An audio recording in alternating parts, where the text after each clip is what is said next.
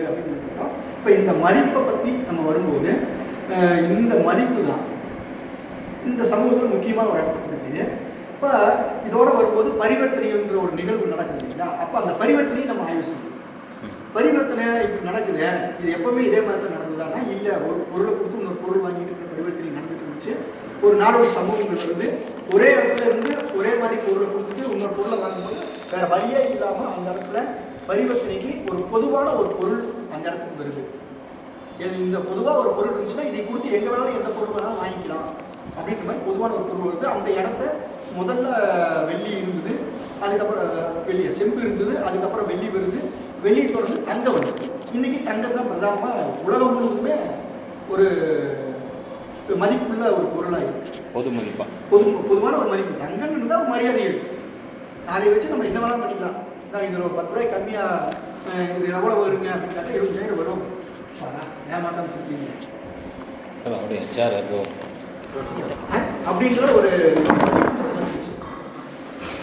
அப்போ இந்த தங்கம்னா என்ன அப்படின்னு நம்மளுக்கு புரிதல் வேணும் இல்லையா? அப்போ அது தங்கம்னா தங்கம் தான் இப்போ உலகத்திலேயே இதை கொடுத்து போட்டிங்களா சொல்ல ஆரம்பிச்சிடலாம். நீங்கள் வேணா பேசுங்க நீங்கள் பக்கத்தில். ஓகே, இப்போ உலகத்தில் இப்போ தங்கம் இடம் வந்துருச்சு. இப்போ தங்கத்தை கொடுத்து உலகத்தில் எல்லா பொருட்களையும் நம்மளால் வந்து வாங்க முடியுன்றது வந்துருச்சு. அப்போ தங்கம்னா என்ன? தங்கம் அதுவும் மனித உழைப்புனால எடுக்கிற மாதிரி தான் தங்கத்துக்கு ஒரு மதிப்பு இருக்கு.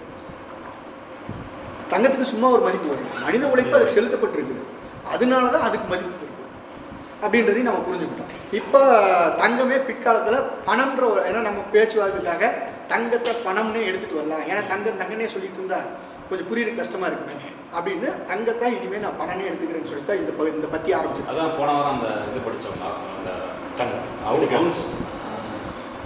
தங்கத்தோட ஒவ்வொரு பகுதிகளும் அது அப்படியே வழக்கத்துல வந்து மதிப்பா மாறி. தங்கத்தோட ரேட் எப்படி சொல்றாங்களோ அதுதான் நிறைய பொருளுக்கு அப்படி வந்துருச்சு. இப்போ தங்கம் தான் ஒரு இது வந்து சரக்கு தான், தங்கன்றதும் ஒரு சரக்கு தான். அப்போ பணம்ன்றதும் ஒரு சரக்கு தான், அதுவும் மனித உழைப்பு சக்தினால் வர்றது தான். அப்போ அதுக்கு தனியாக ஒரு வெயிட்டேஜே கிடையாது. சமூகத்தில் இந்த பணன்றது இடையில தான் வந்துச்சு. ஆதி காலத்தில் நம்ம பொருளை கொடுத்து வாங்கினோம்லங்க, அதே ப்ராசஸிங் தான் இங்கே நடக்குது. இப்போ நம்ம பண்ணுறதும் அதே ப்ராசஸ் தான். என்ன, இந்த பொருளுன்றதுக்கு பதிலாக அவங்க அச்சடித்து கொடுத்த காகித நோட்டுகளை கொடுத்து நமக்கு தேவையான பொருளை வாங்கிக்கலாம். இதில் எந்த ஒரு மாற்றமும் இல்லை. முதல்ல எப்படி ஒரு பொருளை கொடுத்து ஒரு பொருளை வாங்கணுமோ அதே ப்ராசஸ். பரிவர்த்தனை கிடையாது, பயன் மதிப்பு மட்டும்தான். முதலாளித்துவ சமூகம் வர்றதுக்கு முன்னாடி இருக்கிற சமூகங்கள் ஆதிப்புற உடைமை ஆண்டாரடிகள் சமூகத்துலாம் பயன்படுத்திக்கணும், அவ்வளோதான். அதனால தான் அந்த நடுவில் வச்சு சொன்னாங்க. அப்போ இந்த ப்ராசஸிங் வந்து இப்போவும் அதே தான் நடந்துகிட்டு இருக்கு. ஆனால் பணம் இடையில வந்த உடனே என்ன ஆகுது அப்படின்னா பணத்துக்கு தனியாக வெயிட்டேஜ் கொடுக்க ஆரம்பிக்கிறாங்க. இப்போ பணத்தை பற்றின ஒரு புரிதல் வேணும். புரிதல் இல்லாமல் இந்த சமூகத்தை நம்மளால் புரிஞ்சுக்க முடியாது அப்படின்றனால தான் இப்போ என்ன பண்ணுறாரு, பணத்தினுடைய 2 வடிவங்கள் இருக்குது. 2 இல்லை, இன்னும் நிறைய வடிவங்கள் இருக்குது. பணத்துக்கு நிறைய வடிவங்கள் இருக்குது. அதுவும் குறிப்பாக விலை வடிவம்னு ஒன்று இருக்குது. ஒரு பொருளுக்கு விலை அப்படின்னு. அப்போ இதுக்கு வந்து 800 ரூபா சேர் விலை அப்படின்னா நம்ம 800 ரூபா பணத்தை இங்கே தொங்க விட வேண்டிய அவசியம் இல்லை. ஒரு காயத்தில் 800 எழுதி தொங்க விட்டால் போதும். அப்போ அது கருத்தளவிலான ஒரு பணமாக இருக்கிறதா போதும். நேரடியாக கையில் பணமாக இருக்கணுங்கிற அவசியம் இல்லை. ஆனால் அந்த சேரை நான் வாங்கணுன்னா நேரடியாக கையில் பணமாக வேணும். நேரடியாக அந்த சேரை வாங்கணுன்னா மட்டும்தான் எனக்கு கையில் நேரடியாக பணம் வேணும். அப்போ இப்போ பணம் அப்படின்னு நம்மளுக்கு தெரிஞ்சிருச்சு. அதனால அந்த பணத்தை பற்றி நம்மளால் முழுமையாக புரிஞ்சுக்க முடியுமா? புரியல. இன்னொரு தடவை பணத்தை இப்போ எக்ஸாம்பிள் அரவிந்த் இருக்கு, இவர் பேர் எனக்கு தெரியும், இது மூலமாக இவரை பற்றின முழுமையான தகவல் எனக்கு தெரியுமா? அதே தான். இப்போ இந்த முதலாளித்துவ சமூகம் இந்த சிக்கலை உருவாக்கிக்குது. அந்த சிக்கலை உடைக்கிறது தான் இப்போ நம்ம படிச்சுட்டு இருக்கிற பகுதி.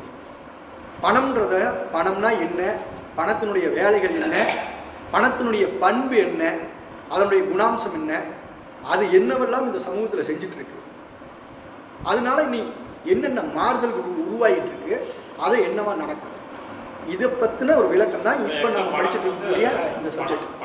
அதுவும் சுற்றோட்டத்துக்கு பணம் அப்படின்றது சுற்றோட்டத்துறைக்குள்ளே நுழைஞ்சதுக்கு அப்புறமா, அதாவது கைக்கு ஒரு 100 ரூபாய்க்கு கொடுத்து ஒரு பொருளை வாங்குறது, அப்படின்ற அந்த சுற்றோட சந்தைக்குள்ள அந்த பணம் வந்ததுக்கு அப்புறமா பணத்தினுடைய அந்த ராஜா கேரக்டர் எப்படி உருவாகுது, இதுகளை தான் இன்னைக்கு தொடர்ந்து வாசிக்க போகிறோம்.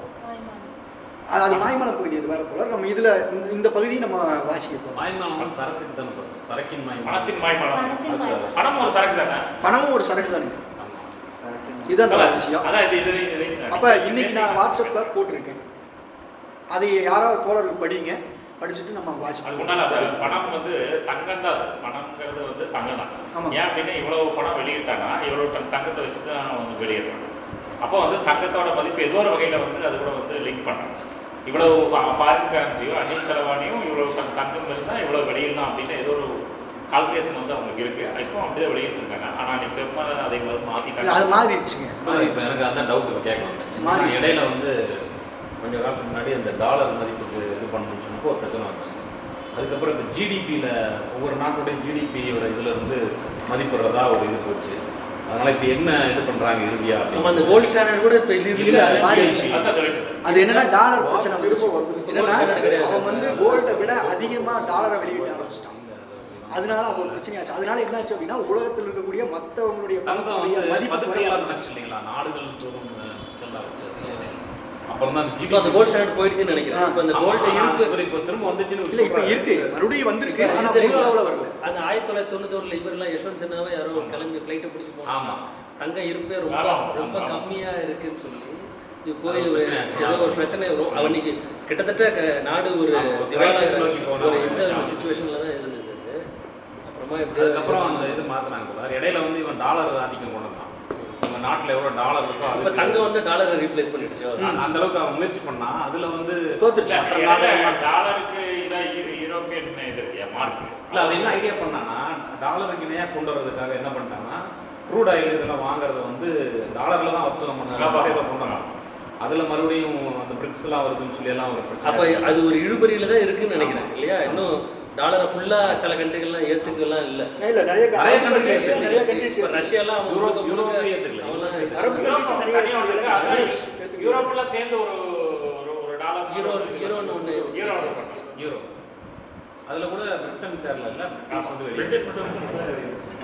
அப்போவே அந்த யூரோ கரன்சி யூஸ் பண்ணுறாங்க. பிரிட்டன் முன்னாடி அது கூட தான் இருந்துச்சு. அப்போ இப்போ தான் அது வந்து ஒரு முக்கியமான சப்ஜெக்டுக்குள்ளே நீங்கள் போகிறோம். இப்போ நீங்கள் ரொம்ப எளிமையாக தான் இருக்கும் போட்டது சார். நானும் அதை எந்த அளவுக்கு எளிமைப்படுத்த முடியுமோ அந்த அளவுக்கு எளிமைப்படுத்தி தான் தோழர்களுக்கு நான் போட்டிருக்கேன். நீங்கள் தான் சார் சொன்ன ஒரு தகவல் எனக்கு நான் இது படித்த தகவல். நிறைய பேர் மூலதனம் படித்தவங்க நிறைய பேரை கண்டுகிட்டது இந்த சாப்டரில் தான். இதை கடந்துட்டோம்னா நம்ம வந்து இந்த கண்டத்தை தலைவர் கையில் ஒப்படைச்சிட்டு பத்திரமா கூட்டு எழுதி கொண்டு போய் கண்டத்தை நீங்கள் காட்டி விட்டுருங்க, அப்புறம் பார்த்துக்கிட்டோம். சரி, வாசிக்கிறீங்களா? வணக்கம். நாம் சென்ற வாரம் அவர் போட்டது தோழர்களே வணக்கம். நாம் சென்ற வாரம் மூலதனம் வாசிப்பில் விலை வடிவம் தோழர் வாசிப்பா இருக்கிறேன் தோழர்.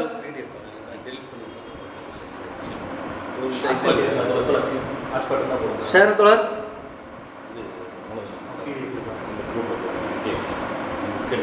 தோழர் இருங்க, நான் ஷேர் பண்றேன்.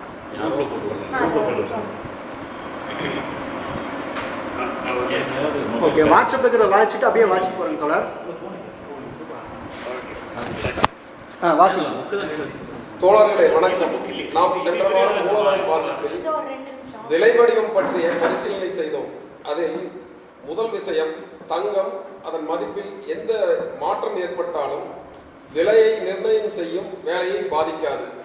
தங்கம் அதன் மதிப்பில் வீழ்ச்சி அடைந்தாலும் ஒரு பவுன் 8 கிராம் என்ற அதன் அளவு வழி மாறாது. விலை என்றால் தங்கத்தின் வெவ்வேறு அளவுகள் மட்டுமே கருத்துக்குரியது. அதே சமயம் தங்கத்தின் மதிப்பு வீழ்ச்சி என்பது எந்த விதத்திலும் அதன் எடையை அளவுகளை மாற்றிவிடாது. அதன் சவரன் கிராம் மில்லி இதில் எந்த மாற்றமும் நிகழாது. இந்த தங்கத்தின் மதிப்பு எவ்வளவுதான் மாறினாலும் விலையில் நிர்ணயம் செய்யும் வேலையை திறன்பட தொடர்ந்து செய்கிறது. இரண்டாவது, தங்கத்தின் மதிப்பில் ஏற்படுகிற மாற்றம் மதிப்பை அளவிடுவது என்ற முறையிலான அதன் வேலையை பாதிப்பது இல்லை. குறிப்பாக எந்த சரக்கையும் அதன் மதிப்பை தங்கத்தில் மதிப்பிடுவதன் மூலம் குறிப்பிட்ட காலத்தில் குறிப்பிட்ட அளவு தங்கத்தின் உற்பத்திக்கும் குறிப்பிட்ட அளவு உழைப்பு செலவாகிறது என்பதற்கு மேல் எதுவும் கிடையாது. சரக்கு விலைகள் அதிகரிக்கிறது. இதை நிறுத்திட்டு படிங்க. சரக்கு விலை அதிகரிக்கிறது. இல்லை சமூகத்தில் சந்தையில் விளையாடுது. அது பணத்தின் மதிப்பு மாறாமல் அவற்றின் உற்பத்தி நிலைகள் விளைவாய் மதிப்பு அதிகரித்து அதன் விளைவாக மாறலாம். அல்லது சரக்குகளின் மதிப்புகள் மாறாமல் பணத்தின் மதிப்பில் வீழ்ச்சி ஏற்பட்டு அதன் விளைவாகவும் இருக்கலாம். மறுபுறம் விலை இறக்கம் பணத்தின் மதிப்பு மாறாமல் இருக்க சரக்குகளின் மதிப்பில், அதாவது உற்பத்தி திறன், இன்னும் பல காரணிகள் விளைவாய் இருக்கலாம். அல்லது சரக்குகளின் மதிப்பு மாறாமல் பணத்தின் மதிப்பு அதிகரித்து அதன் விளைவாகவும் இருக்கலாம். சரி, இனி விலை வடிவம் அதை பார்ப்போம். பணமாக செயல்படுகிற உலோகத்தின் பல்வேறு எடைகள் நடைமுறையில் இருக்கும். பணப்பெயர் அதற்கு ஆரம்பத்தில் குறிக்கப்பட்டிருந்தது. இவைகள் பணப்பெயர் எடைகள். இவைகளின் ஒவ்வாமையை வெளிப்படுத்துகிறது. அதற்கு காரணம் வரலாற்று ரீதியான முக்கியத்துவம் இருக்கிறது. 1.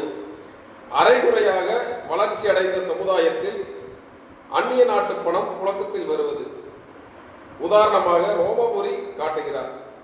இதனால் தங்கம், வெள்ளி இவைகளின் பணப்பெயர் எடைகள் வித்தியாசம் ஏற்படுவது. 2. செல்வம் அதிகமாக உயர்ந்த நிலை உலோகங்கள் தாழ்ந்த நிலை உலோகங்களை மதிப்பு நிர்ணயம் செய்யும் இடத்திலிருந்து வெளியேற்றுவது. இதன் வரிசை கிரமமாக தங்கம், வெள்ளி, செம்பு இவைகளை பார்க்கலாம். பல நூற்றாண்டுகளாக அரசர்கள் மற்றும் அதன் தகுதிக்குரியவர்கள் தங்க நாணயங்கள் அவற்றில் கலப்படம் செய்து நாணயங்களை கெடுப்பது.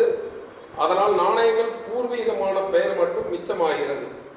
முடிவில் பணப்பெயர் எடைகள் விலகி போவதை அரசுகள் சட்டம் இயற்றி சமூகத்தில் ஒழுங்குபடுத்துகிறது. முடிவில் விலைகள், சரக்குகளின் மதிப்புகள் கருத்தளவில் எவையாக பணமாக மாற்றப்படுகிறதோ அவற்றின் தங்க அளவுகள் இப்போது நாணயங்களின் பெயர்களில் அல்லது சட்டப்படி சொல்லுகிற ரூபாய், டாலர் என்ற பெயர்களில் தெரிவிக்கப்படுகிறது. உதாரணமாக 1 கிலோ கோதுமை 3 பவுண்ட் 17 சில்லிங் 101 பார் 101 இல்லையா, 10 பென்னி என்று பணப்பெயர்களில் தெரிவிக்கிறோம். இதில் சரக்குகள் தங்களின் விலையை வைத்து தங்களை வாங்கும் கொடுக்கும் பெருமானத்தை தெரிவிக்கிறது.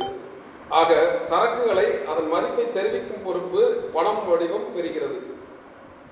ஆக பணம் என்பதை தெரிந்து கொண்டோம். பெயரை தெரிந்து வைத்துக் கொள்வதன் மூலம் பணம் அதனை தெரிந்து கொண்டது ஆகுமா? பணத்தை பொறுத்த வரைக்கும் பவுண்ட், டாலர், பிராங்க், டுகாட் எனும் இது போல பல பெயர்களில் மதிப்புறவு மனித உழைப்பு சக்தியின் செலவீடு அதன் காலடி தடம் கூட தெரியாத அளவில் மறைந்து போகிறது. சரக்குகளின் மதிப்புகளையும் அதே சமயம் பணத்தின் நிர்ணயம் செய்யும் உலோகங்கள் அவற்றின் சிறு சிறு எடை பிரிவுகள் இது இரண்டையும் இந்த பணப்பெயர் தெரிவிக்கிறது என்பதால்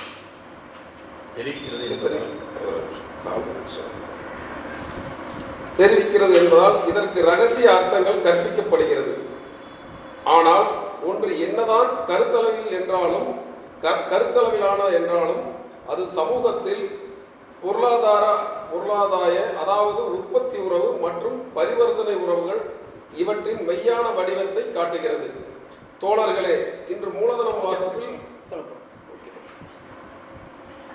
படிச்சதுல ஒரு கேள்விகள் கருத்துக்கள் ஏதாவது இருந்தா சொல்லுங்க. இது போடலையா? அமர்வு 42 அனுப்பிட்டேன். செக் பண்ணாலும் பெருசு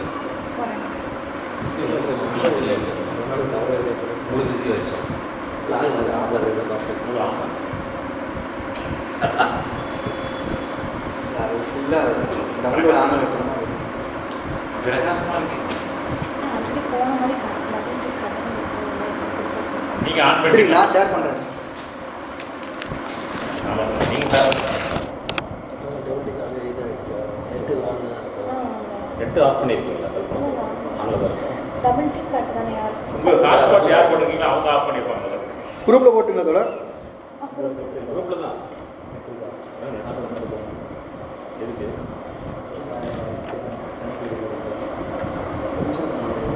புரியுது.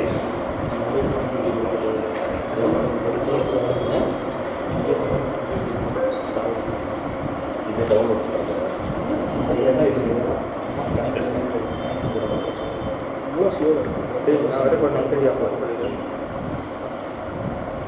நீங்கள் போட்டிருக்கீங்களா? இப்போ தான் போட்டிருக்கேன், ஸ்லோவாக இருக்குது. இங்கே ஒரு வேளை நெட் கனெக்ட் நீங்கள் என்ன சொல்கிறீங்க? பிஎஸ் இல்லைங்க, ஓட நல்லதான்.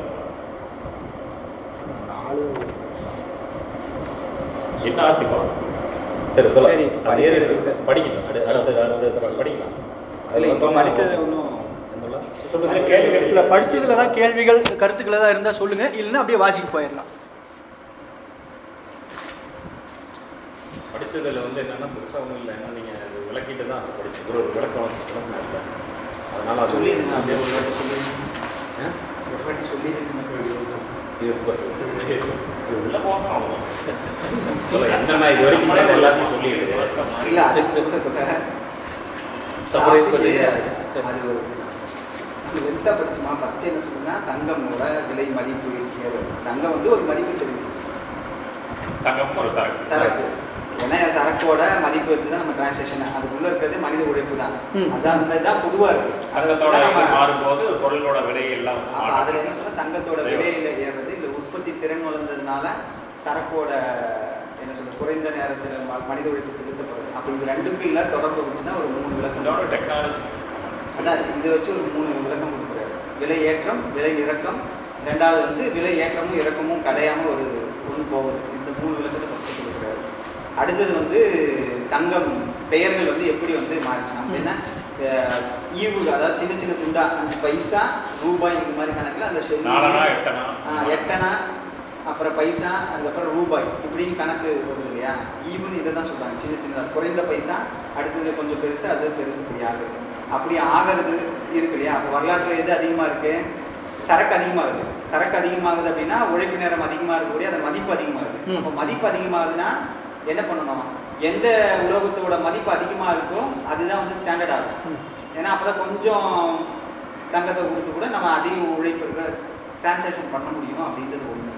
ரெண்டாவது, வரலாற்று ரீதியாக வெளியிலிருந்து வந்த நாணயங்கள் ஆதிக்கம் செலுத்தி வந்து செஞ்சுறது ஒன்று. இன்னொன்று வந்து இந்த பெயர்கள் வந்து எப்படி வந்து மாறி எல்லாம் அளவு பேர்களாக இருக்குது. குறிப்பிட்ட வரலாற்றில் இப்போ கோட்டத்தில் வச்சிருந்து வெள்ளியோட பெயர் தான் அதிகமாக வந்து, இப்போ ரூபாய்ன்றது சமஸ்கிருதத்தில் வெள்ளியோட பெயர், இப்போ யுவான்றது வெள்ளியோட, வெளியே தான் இருந்தது. எல்லாமே வெள்ளியோட பெயர் வருது. செம்பிலிருந்து வெள்ளிக்கு வந்திருக்கு. வெள்ளிக்கு இடப்பெயரெல்லாம் கொடுத்துருந்தாங்க. சில இடங்கள்ல பார்த்தீங்க அப்படின்னா, இப்போ தோழ சொன்ன மாதிரி பவுண்ட் அப்படின்றது ஒரு இடப்பெயர். இவ்வளோ பவுண்டு அப்படின்றது ஒரு இடப்பெயர். அதான் எதோட எந்த உலோகத்தோட இடைன்னா பெரும்பான்மையான வெள்ளி தான் வருது, தங்கம் கூட கம்மி. அது வந்து வெள்ளிக்கு தான் இருக்கு. சில இடங்கள்ல அந்த பேரே வந்து பவுண்ட் அப்படிங்கிறதே வந்து வெள்ளிக்கான பேர். ஆனா இன்னைக்கு அது வந்து மாறிடுச்சு. தங்கத்துக்கு வந்து அதே பேரு, ஆனா தங்கம் இத்தனை பவுண்டு தங்கம் அப்படின்னு போது இத்தனை வெள்ளி தங்கம் சொல்ல முடியுமா? இப்போ தங்கத்துக்கும் அந்த பேருக்குமான ஒவ்வாமை வருதில்ல, வித்தியாசப்படுதில்ல, அதையும் சுட்டி காட்டுறேன். பெயர்களுக்கும் பணமாக உபயோகப்படுத்தக்கூடிய தங்கத்துக்கும் இந்த பிரச்சனை இருக்குது அப்படின்றது. ரோமாபுரி பற்றி சொல்கிறீங்க. ஒரு 2 வேறுபட்ட சமூகத்தில் இன்னொரு நாட்டுடைய நாளைக்கு வரும்போது ஒரு கொலாப்ஸ் கொலாப்ஸ் சொல்லுங்க. வந்து இந்த கலப்படம் பண்ணிடுறாங்க. கலப்படம் பண்ணி அது மாறி போனதுக்கப்புறமும் அந்த பேர் மட்டும் அப்படியே வரலாற்றில் நிற்கிது. அந்த பேர் வந்து எப்படி வந்து நிற்குது, ஆனால் அது வந்து அதை வந்து தெரிவிக்கிறது கிடையாது. வரலாற்று அந்த பேரோட அர்த்தம் வேற. ஆனால் வந்து இப்போ வந்து அது ரூபாயோட பேரா, ஒரு பணத்தோட வடிவத்தோட பேரை வந்து குறிப்பிடப்படுது அப்படின்றது ஒன்று. முதல் டைம் சொன்னது வந்து தங்கத்தோட உற்பத்தி அதிகமாகிடுச்சு அப்படின்னும் போது தங்கத்தோட என்ன ஆகும்? மதிப்பு இறங்கும். சரக்கோட மதிப்பு மாறல. இருக்குங்களா? ரெட்டு மிஸ் ஆகுது. உள்ள வாங்க. தங்கத்தோட தோழர் நாங்கள் பேசுகிற கேட்குதா தோழர்? உற்பத்தி அதிகமாக தங்கத்தோட மதிப்பு குறைக்கும். ஆனால் சரக்கு மைக்கா? இருக்கக்கூடிய மொத்த அது சரக்கு மாறும். அதுவே எதுவும் இதே மாறும். மாறும். அப்போ அது இருக்கும்போது என்ன ஆகும்? அதை கொஞ்சம் தூரமாக இருக்குங்காட்டி. ஓகே ஓகே தோழர், அதே சமயத்தில் தங்கத்தில் இன்னும் கொஞ்சம் கிட்ட வந்து பேசுங்க. இன்னும் கொஞ்சம் கிட்ட வாங்க. பேசுறது கம்மியாக கேட்குது. சரி ஓகே, நம்ம வாட்சிக்கு போயிடலாம். போயிடலாம் அவ்வளோ. ஓகே. புரிஞ்சிருச்சா என்ன? ஆமாம். நீங்க- அவங்க வேற ஒரு கேள்வி கேட்டாங்க. தங்கம் வந்து இவ்வளவு டெக்னாலஜி வளர்ந்துச்சு, ஆனாலும் தங்கத்தோட விலை வந்து. ஆனால் இப்போ நான் என்ன புரிஞ்சுக்கிட்டேன் அப்படின்னா, எப்படி இருந்தாலும் உழைப்பின் மதிப்பு ப்ரொடக்டிவிட்டி அவங்க உழைப்பு நேரம் வந்து உங்களுக்கு கம்மியாயிடுச்சு, தங்கத்தோட டெக்னாலஜி அதிகமாகிடுச்சு, ஆனால் அதோட ஸ்கேர்சிட்டி அதிகமாகிடுச்சு, தங்கம் வந்து கிடைக்கிறது இல்லை. அதனால அந்த விலை வந்து அப்படியே மெயின்டைன் ஆகுது அப்படிங்கிறது பேசுனாங்க. யார் பேசுனாங்க? சரி தோழர், பக்கம் 144. எவ்வளோ தூரம்? பக்கம் 144 அவரோட ரிப்போர்ட்ல வந்துருச்சு தோழர். வந்துருச்சு நம்ம போனது. ஓகே. இந்த பக்கமெல்லாம் கிளியிறது பிகே ராஜன் சொல்லிட்டேன். பக்கமெல்லாம் கிளியிறது என்னங்க புக் போடுங்க? பக்கமெல்லாம் கிளியிறது தோழர் இது நல்லா இருக்கு. இந்த புக் அது நல்லா இருக்கு. இந்த இது இல்ல அது இதுதான். அது இல்லாம அது வச்சுக்காரு. இது இப்போ நீங்கள் இல்ல, லேட்டஸ்ட் எனக்கு கிளியிறது இதுலீங்க. அது கிழியுது இல்லை, அதுக்கு முன்னாடி வாங்க. கிளியிறதுக்கு மாத்தி இது நல்லா இது நல்லா இது என்ன சொன்னாங்க? முன்னாடி கொஞ்சம் மாத்தி waiting தருவாங்க. இருக்கு. இந்த பேட்ச்ல வாங்கினதுல கொஞ்சம் ப்ராப்ளம். சரி ஓகே தோழர், 144. 44 டவுன்லோட் நீங்கள் டவுன்லோட் பண்ணுங்க. முடியுது. இருங்க போட்டு 144. அது உள்ள வந்துட்டு வந்து 44 தான் டவுட்டா இருக்கு.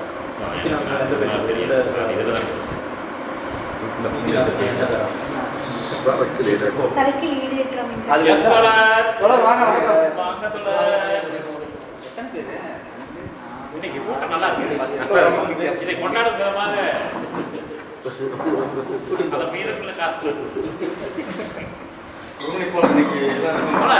ஒரு வாரம் டீ பிஸ்கட்லாம் வந்தது. நல்ல ஃபோன் பண்ணி அவர் கண்டினியூவாக சொல்லிட்டு போனார். நீங்கள் வாசிக்க பிஸ்கெட் வாங்கிட்டு வந்திருந்தாங்க. இல்லை நான் வர வைக்கிறேன். தோழர் ஒரு பிஸ்கட் கூட நினைக்கிறேன் தோழர்கள். பாருங்க, எப்படி பதுக்கி வச்சிருக்காங்க. பிஸ்கட்ல தான் தொடங்கும். சரி, எத்தனை இருக்குன்னா 144 தான். ஆமாம் தங்க பிஸ்கட். தோழர், உங்களுக்கு மைக் அன்மியூட் போட்டுறேன், என்னோட வெளியே வந்துடுறேன். சரி இது அதில் வந்து 2ஆம் பக்கமா சரக்கில் சரக்கில் ஈடேற்றம் சின்ன பற்றி யாருக்கு பாருங்க. வாசி.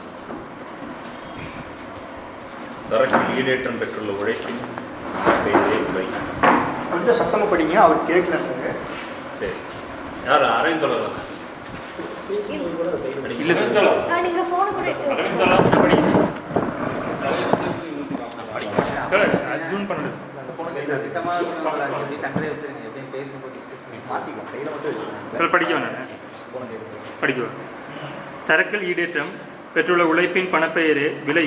எனவே ஒரு சரக்கின் ஒப்பீட்டு மதிப்பை தெரிவிப்பது எப்படி பொதுவாக இரு சரக்குகளின் சமன்பாட்டை தெரிவிப்பதாகுமோ அதேபோல ஒரு சரக்கின் விலையாக அமைந்துள்ள பணத்தொகையுடன் அச்சரக்கின் சமன்பாட்டை தெரிவிப்பது கூறலே ஆகும். ஆனால் ஒரு சரக்கினுடைய மதிப்பு பருமனின் தெரிவிப்பாக இருக்கும் விலை பணத்துடனான அச்சரக்கின் பரிவர்த்தனை விகிதத்தின் தெரிவிப்பாகும் என்ற போதிலும் இந்த பரிவர்த்தனை விகிதத்தின் தெரிவிப்பு சரக்கினுடைய மதிப்பு பருமனின் தெரிவிப்பாக இருக்க வேண்டும் என்று அவசியமில்லை. சமூக வழியில் அவசியமான உழைப்பின் இரு சம அளவுகள் முறையே ஒரு குவார்ட்டர் கோதுமை, 2 பவுண்ட், சுமார் ½ அவுன்ஸ் தங்கம் ஆகியவற்றால் குறிப்பிடப்படுவதாக கொள்வோம். 2 பவுண்ட் என்பது குவார்ட்டர் கோதுமையினது மதிப்பின் பருமனை பணத்தின் தெரிவிப்பதாகும், அதாவது அதன் விலையாகும். இப்போது சூழ்நிலைகளின் பயனாய் இந்த விலையை 3 பவுண்டாக உயர்த்த முடிந்தால் அல்லது 1 பவுண்டாக குறைக்க வேண்டி வந்தால் கோதுமையினுடைய மதிப்பின் பருமனை சரிவர தெரிவிக்க 1 பவுண்ட், 3 பவுண்ட் ஆகிய மிக சிறியதாகவோ மிக பெரியதாகவோ இருக்கலாம் என்ற போதிலும் அவை அதன் விலைகளாகும். ஏனெனில் அவை முதலாவதாக அதன் மதிப்பு வெளியிடப்படுகிற வடிவமாகும், அதாவது பணமாகும். இரண்டாவதாக பணத்துடனான அதன் பரிவர்த்தனை விகிதத்தின் தெரிவிப்புகளாகும். உற்பத்தி நிலைமைகள் வேறு விதமாக சொன்னால், உழைப்பின் உற்பத்தி திறன் மாறாதிருந்தால் விலை மாற்றத்துக்கு முன்னால் போலவே பின்னாலும் ஒரு குவார்ட்டர் கோதுமையின் மறு உற்பத்திக்கு அதே அளவு சமுதாய உழைப்பு நேரமே செலவிடப்பட வேண்டும். இந்த நிலைமை கோதுமை உற்பத்தியாளரின் விருப்பத்தை பொறுத்தது மன்று ஏனைய சரக்குடைமையாளர்களின் விருப்பத்தை பொறுத்ததமன்று. அடுத்த பேரை படிச்சு பேசிட்டு போயிடலாங்களா? செந்தில் தோழர் ஆரம்பித்தோம்.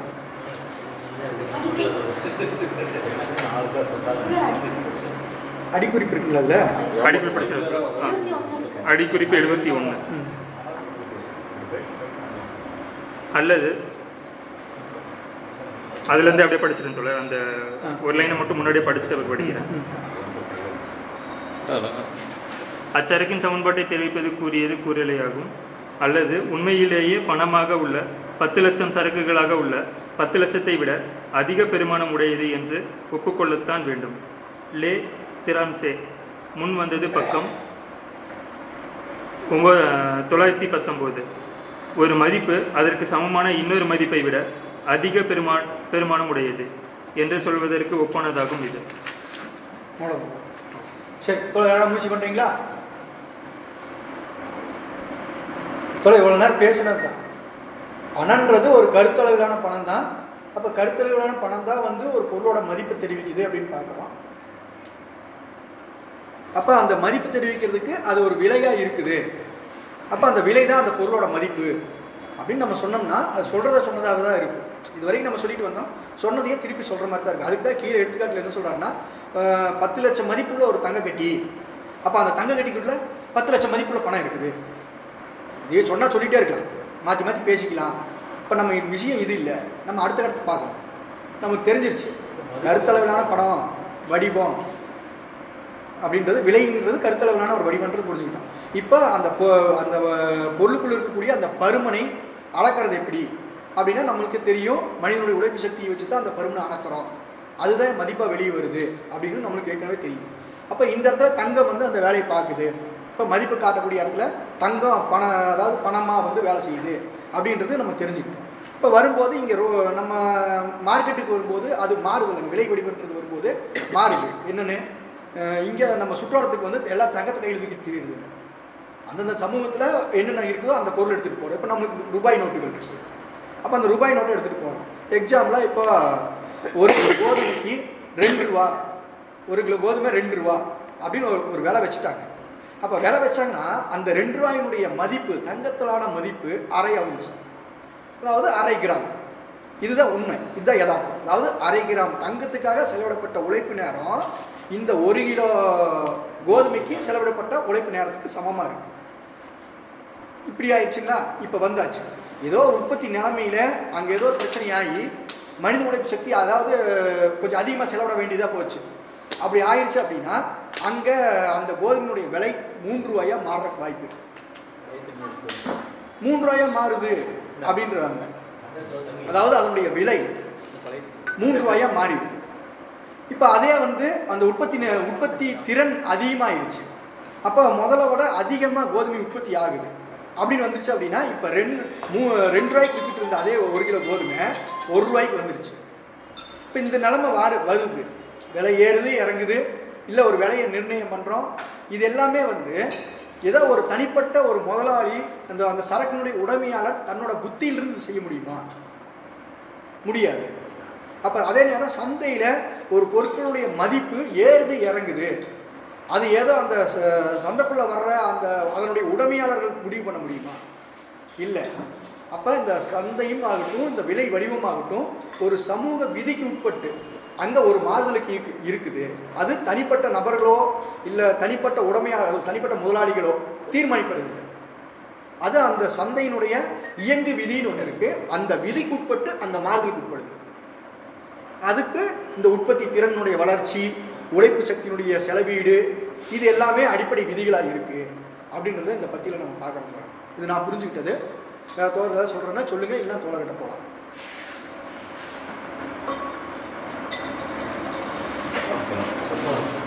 தோழர் போயிடலாங்களா?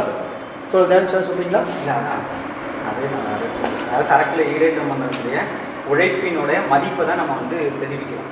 அப்போ பணத்தோட இது பண்ணும்போது ஒன்று அது வந்து சரக்கோட பண வடிவமாக இருக்குது, ஒன்று இன்னொன்று வந்து அதோட மதிப்பு தெரிவிப்பாக இருக்குது. பணத்தோட மதிப்பு தெரிவிப்பு, அந்த உழைப்பின் மதிப்பை தெரிவிக்கக்கூடிய விஷயமா அது இருக்குது. ரெண்டாவது என்ன அப்படின்னா, தங்கத்தோட மதிப்பு அதிகமானாலும்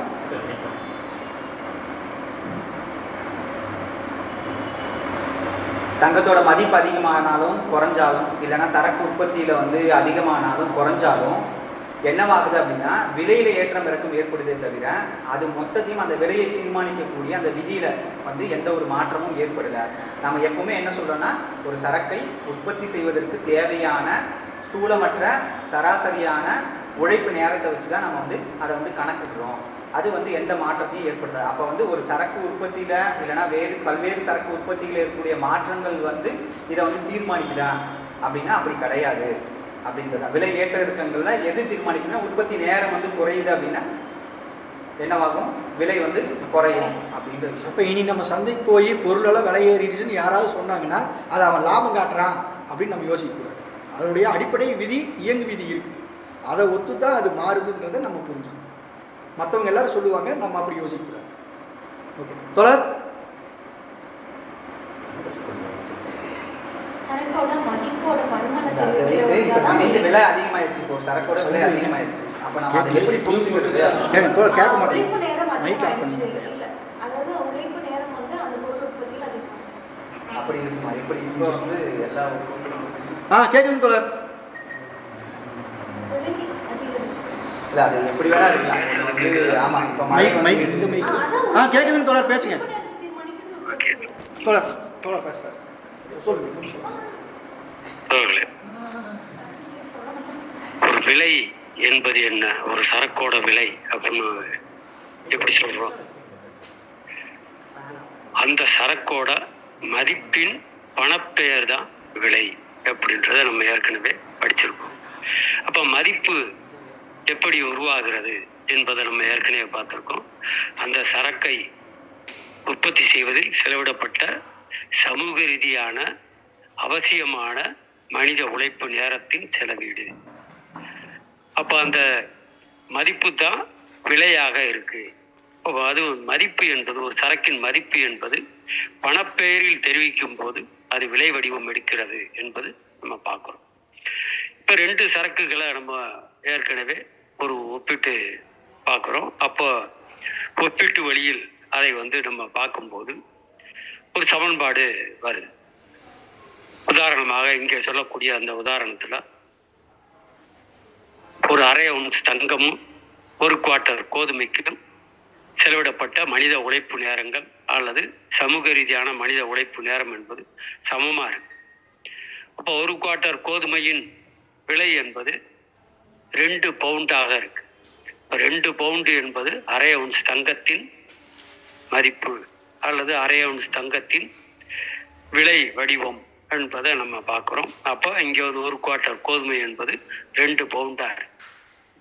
இப்ப பல்வேறு காரணங்களினால என்னென்ன காரணமா இருக்கலாம்? ஒரே ஒரு விஷயத்தை தவிர என்ன அப்படின்னா, கோதுமையை உற்பத்தி செய்வதில் செலவிடப்பட்ட மனித உழைப்பு நேரம் இந்த விலை மாற்றத்துக்கு முன்னாலேயும் மாறல, பின்னாலேயும் மாறல, ஒரே அளவுல தான் இருக்கு என்ற அனுமானத்தின் பேர்ல இங்க வந்து என்னென்ன விஷயங்கள் வந்து அந்த விலையை வந்து மாற்ற முடியும் அப்படின்னு பார்த்தோம் அப்படின்னா, ஒன்று அந்த தங்கத்தின் உற்பத்தியில் செலவிடக்கூடிய உழைப்பு நேரம் என்பது கூடுதல் குறைவாக இருக்கின்ற காரணத்தினால அந்த விலை மாற்றம் என்பது ஏற்படலாம்.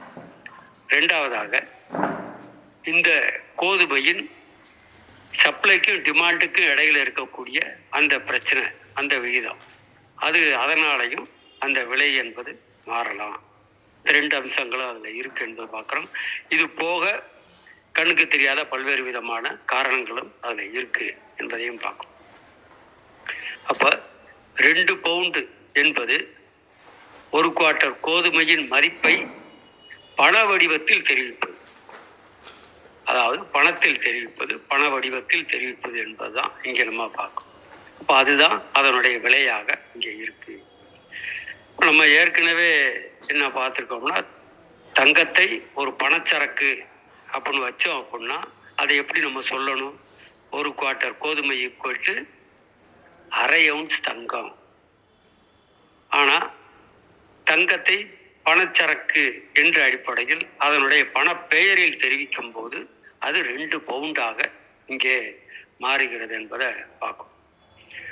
இப்போ இங்கே நம்ம ஏற்கனவே சொல்லியிருக்கக்கூடிய அந்த காரணங்களின் விளைவாக அந்த 1 குவார்ட்டர் கோதுமையின் விலை என்பது 3 பவுண்டாக மாறுது அல்லது 1 பவுண்டாக குறையுது. அப்போ இந்த கோதுமையின் மதிப்பை பண வடிவத்தில் நேரடியாக தெரிவிக்க முடியுதா? அப்போ பண வடிவத்தில் அது அதன் மதிப்புக்கு மேலாகவோ அல்லது கீழாகவோ தான் அதை தெரிவிக்க முடிகிறது என்ற விஷயம் இங்கே நமக்கு பார்க்குறோம். அப்போ கோதுமையின் மதிப்பை பண வடிவத்தில் தெரிவிக்கும் போது, அதன் விலையாக தெரிவிக்கும் போது, கோதுமையின் மதிப்பை அது நேரடியாக அது தெரிவிக்கவில்லை. ஒரு நேரம் கூடுதலாக தெரிவிக்குது, ஒரு நேரம் குறைவாக தெரிவிக்குது. இது அதில் இருக்கக்கூடிய நிலைமை. அப்போ இந்த தெரிவிப்பு என்பது என்ன? அந்த கோதுமையின் மதிப்பை பண வடிவத்தில் தெரிவிக்கும் போது அந்த கோதுமையின் மதிப்புக்கும் அந்த பணத்தின் மதிப்புக்கும் இடையில் இருக்கக்கூடிய விகிதாச்சாரமாக அது இருக்கு என்பதை நம்ம பார்க்கிறோம்.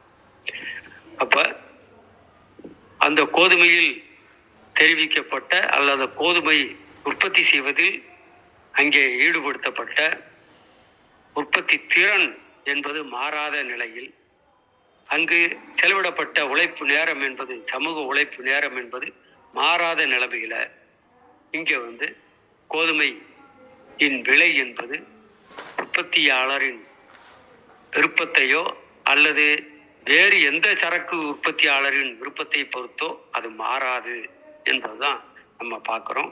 ஆக ஏற்கனவே இந்த கூலி விலை லாபத்தில் படித்தது மாதிரி ஒரு சரக்கின் விலை என்பது அந்த உற்பத்தியாளரால் தீர்மானிக்கப்படுவதில்லை. எந்த சரக்காக இருந்தாலும் சரி, அந்த உற்பத்தியாளர் அவருடைய நோக்கம் போல அதன் விலையை தீர்மானிக்க முடியாது என்பதுதான் இங்கே நம்ம பார்க்கிறோம். அப்போ எது தீர்மானிக்குது? மறுபடியும் நம்ம ஆரம்ப கட்டத்துக்கு போகிறோம். அந்த சரக்கை உற்பத்தி செய்வதில் செலவிடப்பட்ட சமூக உழைப்பு நேரம், மனிதனின் சமூக உழைப்பு நேரம், அதுதான் எந்த அளவு அங்கே செயல்பட்டிருக்கோ அந்த அடிப்படையில் அந்த சரக்கின் மதிப்பு என்பது தீர்மானிக்கப்படுகிறது என்பதை நம்ம பார்க்கலாம். இப்போ இங்கே ஒரு அந்த அடிக்குறிப்பில் ஒரு விஷயம் வருது. என்னன்னா, ஒரு விலை, அதாவது ஒரு சரக்கின் விலை என்பது அந்த விலையாக அமைந்துள்ள பணத்தொகையோடு அந்த சரக்கின் சமன்பாட்டை தெரிவிப்பது என்பதை நம்ம பார்க்கிறோம். இப்போ ஒரு சரக்கின் மதிப்பு என்பது அந்த மதிப்பின் பணமாக அல்லது விலையாக தெரிவிக்கப்பட்ட சரக்கின் மதிப்போடு உள்ள சமன்பாடு என்பதை பார்க்கும். இங்கே என்ன, ஒரு குவார்ட்டர் கோதுமையின் மதிப்பு என்ன அப்படின்னா 1/2 ounce தங்கம், ஏற்கனவே நம்ம பார்த்துருக்கோம். இங்கே பண விலையாக சொல்லும்போது 2 பவுண்ட்.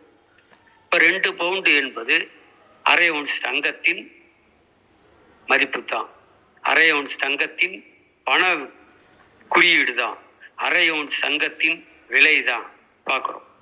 இப்போ இங்கே பணமாக இருப்பதும் அதே அளவு மதிப்பை கொண்ட ஒரு குவார்ட்டர் கோதுமை என்பதும், இதில் எது மதிப்பு கூடுதல் அப்படின்னு பார்த்தோம் அப்படின்னா எதுவுமே மதிப்பு கூடுதல் இல்லை, ரெண்டுமே சம மதிப்புள்ளது தான். ஆனால் நமக்கு எப்படி தெரிகிறது? கையில் வைத்திருக்கக்கூடிய பணம் என்பது எந்த சரக்கை வேண்டுமானாலும் வாங்க முடியும் என்ற நிலையில் அது கூடுதல் பெருமானம் உள்ளதாக நமக்கு தெரிகிறது. அது ஒரு தோற்றம்தான். ஆனால் அந்த ஒரு குவார்ட்டர் கோதுமையில் என்ன மதிப்பு இருக்கோ அதே மதிப்பு தான் இந்த 1/2 ounce தங்கத்திலே இருக்கு, அந்த 2 பவுண்டு பணத்திலையும் இருக்கு என்பதை நம்ம அதில் புரிந்து கொள்ள வேண்டும் என்பதுதான் இங்கே சொல்றோம். 2 சமமான மதிப்புகள் ஒன்றை விட இன்னொன்று அதிக பெருமானம் உள்ளதாக இருக்க முடியுமா என்ற கேள்வியை தான் தோழர் மார்க்ஸ் இங்கே கேட்குறாரு. ஆனால் அதை கிரெஸ்னே என்பவரும் அதைத்தான் வலியுறுத்துகிறார் என்பதை பார்க்குறோம். அவருடைய மேற்கோளை சொன்னதன் மூலமாக தோழர் மார்க்ஸும் இங்கே அதே கேள்வியை தான் எழுப்புகிறார் என்பதையும் நம்ம பார்க்குறோம். நன்றி தோழர்களே. மேலே போகலாம். இதில் ஏதாவது டவுட் இருந்துச்சுன்னா கருத்துக்கள் ஏதாவது இருக்குங்களா? ஓகே, பெருஸ்தோடு வாசிக்க முடியுங்களா? மதிப்பின் பருமன் ஒரு சமூக உற்பத்தி உறவை தெரிவிக்கிறது. குறிப்பிட்ட ஒரு பண்டத்துக்கும் சமுதாயத்தின் மொத்த உழைப்பு நேரத்தில் அதை உற்பத்தி செய்ய தேவைப்படும் பகுதிக்கும் இடையில் அவசியமாகவே நிலவுகிற தொடர்பை அது தெரிவிக்கிறது. மதிப்பின் பருமன் விலையாக மாற்றப்பட்டதுமே மேற்சொன்ன அவசிய உறவு தனியொரு சரக்குக்கும் இன்னொரு சரக்கான பணச்சரக்குக்கும் இடையில் பெரும்பாலும் தற்செயலானதொரு பரிவர்த்தனை விகிதமாக உருவெடுக்கிறது. ஆனால் இந்த பரிவர்த்தனை விகிதம் அந்த சரக்கினது மதிப்பின் மெய்யான பருமனையோ அல்லது நிலைமைகளுக்கேற்ப எதற்கு பிரதியாக அது விற்கப்படக்கூடுமோ அந்த மெய்யான மதிப்பிலிருந்து விலகிச் செல்லும் தங்க அளவையோ வெளியிடலாம். எனவே விலைக்கும் மதிப்பின் பருமனுக்கும் இடையில் அளவு வழிபட்ட ஒவ்வாமை அல்லது முன்னது பின்னதிலிருந்து விலகிச் செல்லும் சாத்தியப்பாடு விலை வடிவத்திலேயே உள்ளார்ந்துள்ளது. இது ஒன்றும் குறைபாடன்று, மாறாக ஒன்றை ஒன்று ஈடு செய்து கொள்கிற விகிதங்களுக்கு தோன்றுகிற ஒழுங்கின்மைகளின் சராசரியாகவே தம்மை நிலைநாட்டிக் கொள்ளும் உள்ளார்ந்த விதிகளை கொண்ட ஓர் உற்பத்தி முறைக்கு விலை வடிவத்தை கனகச்சிதமாக தகவல்துடுவதே ஆகும். அடுத்து போவோம். வேற முயற்சி பண்றீங்களா? வாட்ச் பார்த்து முயற்சி பண்ணுங்க. வரிக்கு வரிய பாருங்க, பார்த்து சொல்லுங்க, முயற்சி பண்ணுங்க. ஆச்சு, நம்ம 150 பக்கம் வந்துட்டோம்.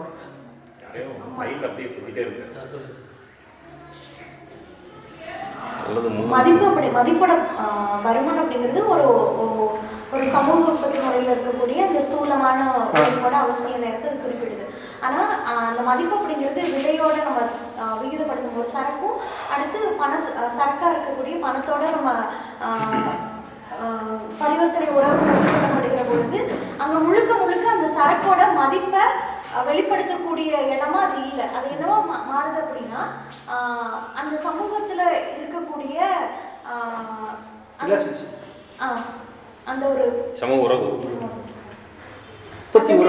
நிலைமைக்கேற்ப இருக்கக்கூடிய விஷயத்துல வர்றப்ப அது என்ன ஆகுது அப்படின்னா அது ரெண்டு பொருட்களுக்கு இடையேயான ஒரு இதுவும் மட்டும் சமன்பாடா மட்டும் சொல்லுங்க தப்பு ரைட்டெல்லாம் பார்க்க வேணாம். நீங்க அது என்ன புரிஞ்சுட்டீங்களோ அதை சொல்லுங்க. அடுத்து கட்டாயிருச்சுன்னு நினைக்கிறேன். பாருங்க, மறுபடியும் கட்டாகுது. ஸ்லோவா இருக்கு, நெட்டு ஸ்லோவா இருக்கு. சரி, நான் என்னோடதுல வரேன். ஓகே, இப்போ நீங்க சொல்லுங்க தோழர். நீங்க வெளியே வந்துருங்க. அவரு ஸ்லோவா இருக்கு, இவருக்குள்ள வந்தாங்க.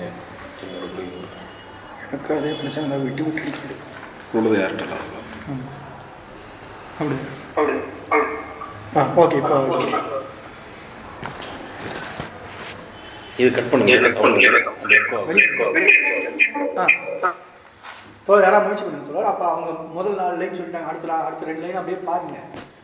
தோழர்கள் பார்த்து சொல்லு. முழு பத்தியும் விளக்கணுங்கிறது இல்லை, அந்த பத்தியில் ஒரு 2 லைன் உங்களுக்கு 2 லைன் ஏதோ பிடிச்சிருக்கும், இதுதான் அப்படின்ற மாதிரி ஏதாவது ஒரு பிடிபட்டு இருக்கும், அதை சொல்லுங்க. அப்படியே இப்போ ஒருத்தர் விட்டு ஒருத்தர் அப்படியே சொல்லிட்டு போனோம்னா இப்போ 4 பேர் பேசும்போது அந்த முழு பத்தினா ஒரு புரிதல் நம்மளுக்கு வந்துடும்.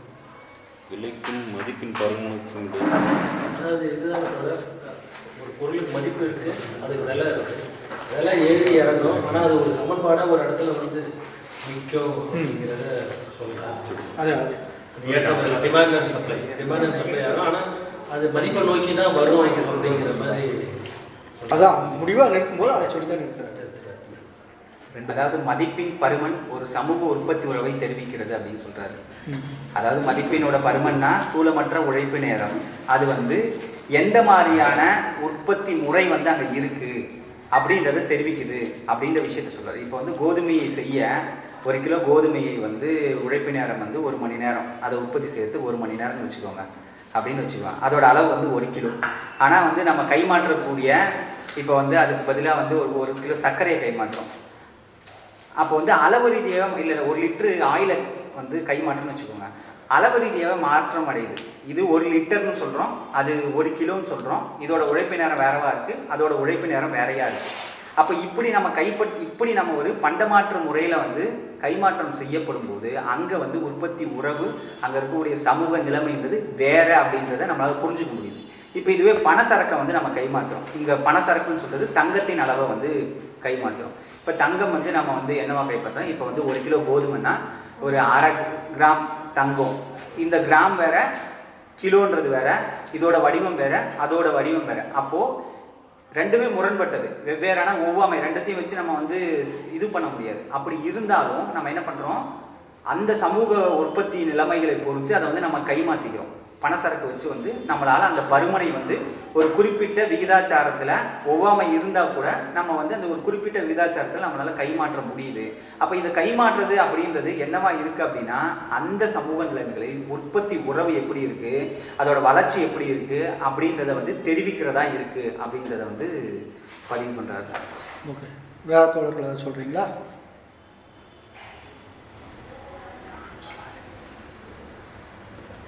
சரி, ஓகே. இப்போ தோழர்கள் சொன்னதுதாங்க. இப்போ மதிப்போட பருமன் அப்படின்னு பார்த்தோம் அப்படின்னா நம்ம பார்த்துருக்கோம், இந்த ஸ்தூலமற்ற மனித உழைப்பு தான் அதுதான் வந்து பருமனாக வருது. அப்போ அந்த பருமனை தெரிவிக்கிறதுக்கான ஒரு விலை வடிவம் தான் தங்கம் இங்கே வருது. அந்த தங்கத்தை வச்சுக்கிட்டு தான் விலை வடிவன்றது பின்னால் வருது. இப்போ இதையெல்லாம் நம்ம பார்க்கும்போது குறிப்பாக நம்ம ரொம்ப சாதாரணமாக விலை வடிவம் வந்துருச்சு, ரொம்ப யதார்த்தமாக நான் சந்தைக்கு போகிறேன், என்கிட்ட 100 ரூபா இருக்குது, 100 ரூபாய்க்கு ஒரு பொருளை வாங்குகிறேன், பணத்தை கொடுத்தேன் பொருளை வாங்கினேன். இப்போ இந்த மாதிரியான ஒரு இதுதான் புரிதல் தான் நம்மளுக்கு இருக்கும். அப்போ இந்த இடத்துல அவர் என்ன சொல்கிறார் அப்படின்னா, ஒரு குறிப்பிட்ட அந்த பருமனை தெரிவிக்கக்கூடிய அந்த உற்பத்தி இது பார்த்தோம் அப்படின்னா சமூக வழியில் அவசியமான உழைப்பு நேரம் தான் அங்கே பருமனாக நிற்கிதுங்கிற விஷயத்தை நம்ம பார்த்துருக்கோம். அப்போ சமூக வழியில் அவசியமான உழைப்பு நேரம் நம்ம எடுக்கும்போதே நம்ம எதையெல்லாம் ஆய்வுக்கு உட்படுத்துகிறோம், என்ன விஷயங்களெல்லாம் இதுக்குள்ளே இணைச்சி நம்ம பார்க்குறோம் அப்படின்னு சொல்ல. அதாவது என்ன விதமான சமூக அமைப்பு, தோழர் சொன்ன மாதிரி சமூக அமைப்பு அங்கு நிலவுது, அந்த சமூக அமைப்பில் உற்பத்தி உறவுகள் என்னவா இருக்கு, இப்போ இதுகளுக்கு நிலவக்கூடிய அந்த உற்பத்தி நிலைமைகள், உற்பத்தி உறவுகள், இது பரிவர்த்தனை உறவுகள் என்னவா இருக்கு, இதுகளை எல்லாம் ஆய்வுக்கு உட்படுத்தி தான் நம்ம இதை பார்க்குறோம். அப்போ அப்படி பார்க்கும்போது தான் இந்த பணன்ற ஒரு பொருள் விஷயத்தை நம்ம புரிஞ்சுக்க முடியுது. இதோட எடுத்துக்கிட்டு நம்ம நேரம் இன்னும் கொஞ்சம் போவோம். இப்போ பணம்னு வரும்போது, அளவு வழின்னு வரும்போது சிக்கல் உருவாகுது.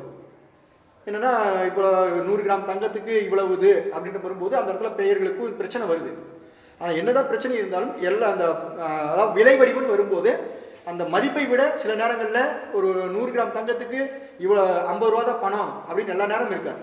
100 கிராம் தங்கத்துக்கு 80 ரூபா பணமும் போகும், 100 கிராம் தங்கத்துக்கு 40 ரூபா பணமும் போகும். அப்போ இந்த விலை ஏற்ற இறக்கம் அப்படின்றது விலைகளுடைய ஏற்ற இறக்கம். அது இந்த சமூகத்தில் இருக்கக்கூடிய அந்த இயங்கு விதிக்கு உட்பட்டு மாறிட்டே தான் இருக்கும். அது காரணம் தேவையையும் வரத்தையும் பொறுத்து, அதாவது டிமாண்ட் அண்ட் சப்ளை, இதை பொறுத்து அந்த ஏற்ற இறக்கம் இருந்துகிட்டே தான் இருக்கும். ஆனால் என்னதான் இந்த ஏற்ற இறக்கம் இருந்தாலும் ஒரு கட்டத்தில் 100 ரூபாய்க்கு வித்துட்டு இருந்த 30 ரூபாய்க்கு வித்துட்டு இருந்த தக்காளி 150 ரூபாய்க்கு வித்துட்டு இருக்கும். இன்னும் கொஞ்ச நாளைக்கு பார்த்தோம்னா அதே 150 ரூபாய்க்கு வித்துட்டு இருந்த தக்காளி 30 ரூபாய்க்கு வித்துட்டு இருந்த தக்காளி இப்போ 15 ரூபாய்க்கு கிலோ 15 ரூபாய்க்கு வித்துட்டு இருக்கும். இப்போ இதை ஒரு சமூக நோக்கில் நம்ம பார்த்தோம்னா ஒரு குறிப்பிட்ட ஏதோ ஒரு குறிப்பிட்ட காலகட்டத்தை மட்டுமே எடுத்துக்கிட்டு பார்க்கறது. அதாவது போன வாரம் பார்த்தேன், இந்த வாரம் போகும்போது விலை இறங்கிடுச்சு, அடுத்த மாதம் அதுக்கு போன மாதம் பார்த்தேன் விலை அவ்வளோ விலை இருந்துச்சு அப்படின்னு நம்ம பார்க்காம ஒரு குறிப்பிட்ட ஒரு 10 ஆண்டுகளுக்கு ஒரு குறிப்பிட்ட ஒரு பொருளை தொடர்ச்சியாக நம்ம ஒரு ஆய்வுக்கு உட்படுத்தணும் அப்படின்னா அந்த பொருளினுடைய ஏற்ற இறக்கங்கள் என்ன, விலை ஏறிலாம் இறங்கிடலாம், ஆனால் அதனுடைய மதிப்புக்கு அது கண்டிப்பாக வந்து நின்றுருக்கும் அப்படின்றத இந்த இடத்துல அவர் சொல்கிறார். என்றைக்குமே எந்த பொருளுமே அதோடைய மதிப்புக்கு தான் விற்கப்படும். அது விலைன்னு வரும்போது அதுக்கு அதோட மதிப்புக்கு மேலேயும் போகலாம், மதிப்பு கீழே போகலாம், ஆனால் மதிப்பு என்னவோ அதுதான் வந்து பிரதானமாக இருக்கு. இந்த பேஸ் பண்ணி தான் போகும். எப்படின்னா இது ஸ்டாண்டர்டாக இப்போ 100 ரூபா இருக்குன்னா 100 ரூபாலேருந்து இவ்வளோ அதிகமாகலாம், 100 ரூபாலேருந்து இவ்வளோ கம்மியாகலாம். ஸ்டாண்டர்டாக அதோட மதிப்பை டிபெண்ட் பண்ணி தான் அதோட ஏற்ற இறக்கம். இதுக்குள்ள மேலே கூலி விலை லாபத்தை நம்ம வாச்சிருப்போம். ஆனால் இதில் என்னன்னா இந்த உற்பத்தி லாஸ்ட்டு வரி தான் அது முக்கியமானதுன்னு நினைக்கிறேன். இது அதாவது வந்து நமக்கு பார்க்கறதுக்கு இந்த மதிப்பு தெரிவிப்புலேருந்து தங்கத்தை தெரிவிப்பது வந்து ஒரே மாதிரி இருக்கிற மாதிரி தெரியாது. இப்போ இதுக்கு முன்னாடியே சொல்லியிருக்காங்க இல்லையா, 1 அவுன்ஸா அதோட மதிப்பு 2 அவுன்ஸா கம்மியாகலாம், 2 அவுன்ஸ்லேருந்து 1 அவுன்ஸா கம்மியாகலாம், இல்லைனா 3 அவுன்ஸா அதிகமாகலாம் அப்படின்றது சொல்றாரு இல்லையா. அதுதான் அது மாதிரி மதிப்பை தெரிவிக்கும் போது கொஞ்சம் சந்தை விதி உள்ளார்ந்த ஒரு விதின்றது இருக்கு, இயங்கு விதி. இதை நம்ம பார்க்கும்போது இது ஒரு ஒவ்வாமையா தெரியலாம், இது வந்து என்ன சொல்றது ஒன்றோட ஒன்று ஈடு செய்ய முடியாத அப்படின்னு விஷயமா தெரியலாம். ஆனா அது தன்னை நிலைநாட்டணும், அந்த சரக்கு வந்து பரிவர்த்தனை செய்யப்படணும். அப்போ ஒட்டுமொத்தமா சமூகத்தில் இருக்கக்கூடிய உழைப்பு நேரத்துல ஒரு சராசரியான இதுக்குன்னு இந்த ஒரு சரக்குக்கான ஒரு உற்பத்தி நேரம் வந்து இருக்கு. அப்போ இது வந்து இதே வேற ஒரு உற்பத்தி நேரத்தில் உற்பத்தி செய்யக்கூடிய சரக்கோடு தன்னோட வந்து பொருத்தி பார்த்து அது அந்த சமூகத்தில் என்ன உற்பத்தி உறவு இருக்கோ, இப்போ இங்கே என்ன அப்படின்னா இங்கே உற்பத்தி உறவுனா சரக்கு வச்சு தான் உற்பத்தி உறவே இருக்குது. எல்லாமே சரக்கு டிபெண்ட் பண்ணி தான், உழைப்பு நேரத்துலேருந்து சரக்கு உற்பத்தி செய்யுது எல்லாமே சரக்காக தான், பணம்லேருந்து எல்லாமே சரக்காக தான் பார்க்கப்படுது. அப்போ இந்த இடத்துல வந்து உற்பத்தி சக்தியோட வளர்ச்சி அதிகமாகும் போது இதோட உற்பத்தி உறவுகளில் மாற்றம் அடையுது. அதை வச்சு தான் வந்து ஒவ்வொரு விதிகளும் உள்ளார்ந்த விதிகளில் தீர்மானிக்கப்படுது அப்படின்ற விஷயத்த சொல்கிறாரு. அப்படிதான் நினைக்கிறேன். ஓகே, கரெக்டு தான். அந்த நீங்கள் வந்து 100 ரூபா தக்காளி 100 ரூபாய்க்கு விற்கிது, அது வந்து நார்மல் விலை கிடையாது. 30 ரூபாய்க்கு விடுதலை போகுது, அது நார்மல் விலை கிடையாது. 30 ரூபாய்ங்கிறது 10 வருஷம் ஒரு வருஷத்துக்கு 30 ரூபாயிலே இருக்காது. அதே மாதிரி ஒரு வருஷத்துக்கு 100 ரூபாயிலே இருக்காது. அது என்ன ஆசிலேஷன் ஆனாலும் அந்த முள் வந்து ஒரு இடத்துக்கு வந்து நின்றுதான். அதான் ஆக்சுவல் அதோட ஒரிஜினல் ரேட். அல்ல உழைப்பு நேரத்தை வச்சு பண்ணுறது. வேற யாராவது தெரிஞ்சு மார்க்ஸுக்கும் மற்றவங்களுக்கும் உள்ள வித்தியாசம் பற்றி எனக்கு தெரிஞ்சு இது பேசுறது சொல்கிறேன்.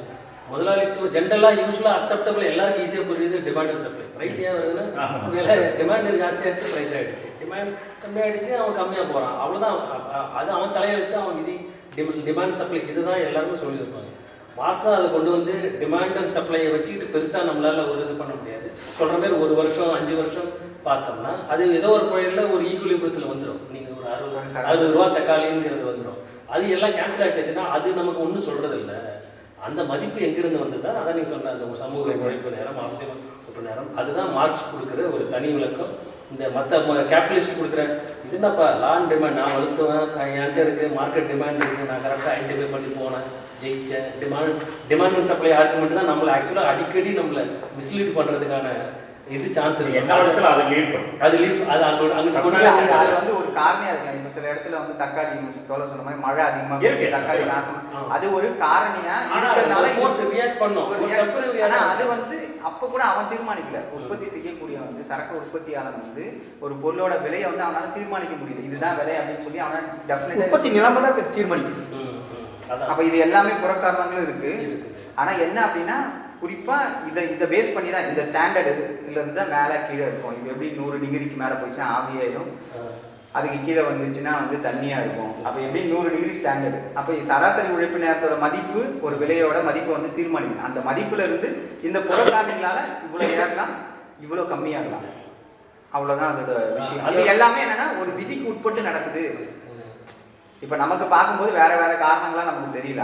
ஆனா வந்து இது அந்த சமூக நிலைமையை பொறுத்து என்ன விதியில வந்து அங்க இருக்கக்கூடிய சரக்கு உற்பத்தி பொருளாதார நிலைமைகள் வந்து ரன் ஆகிட்டு இருக்கோ அந்த விதிக்கு உட்பட்டு தான் வந்து இது ரன் ஆகுது. அதுல முக்கியமா உழைப்பு நேரம் உற்பத்தி திறனுக்குள்ள பௌதிக நிலைமையும் ஒரு இதா வரும். உற்பத்தி சக்திகளோட அப்புறம் அதுல வந்து பௌதிக நிலைமையும் ஒரு இதா வரும். ஆமா, அதனாலதான் இதுல வந்து அதுல சொல்றாங்க உற்பத்தி திறன் மாறாம இதே மாறாதுங்கிற அந்த கண்டிஷன் கொடுத்துக்கிட்டே வராங்க. ஏன்னா அந்த கண்டிஷன் நீ சொல்றது உற்பத்தி திறன் இதாச்சுன்னா அப்புறம் ஈக்குவேஷன் உழைப்பு நேரம் எல்லாமே மாறும். அதனால அவர் கண்டிஷன் கொடுக்கும்போது உற்பத்தி திறன் மாறல அப்படிங்கிற கண்டிஷன் மதிப்பு வந்து இப்படி இருக்கும் அப்படிங்கிறது. தோழர் வேற யாராவது கருத்து சொல்றீங்களா? தோழர்கிட்ட போயிடலாங்களா? தோழர் சேகரன் தோழர் தோழர் சொல்லுங்க தோழர். கேக்குதுங்களா? கேக்குதுங்க தோழர், சொல்லுங்க.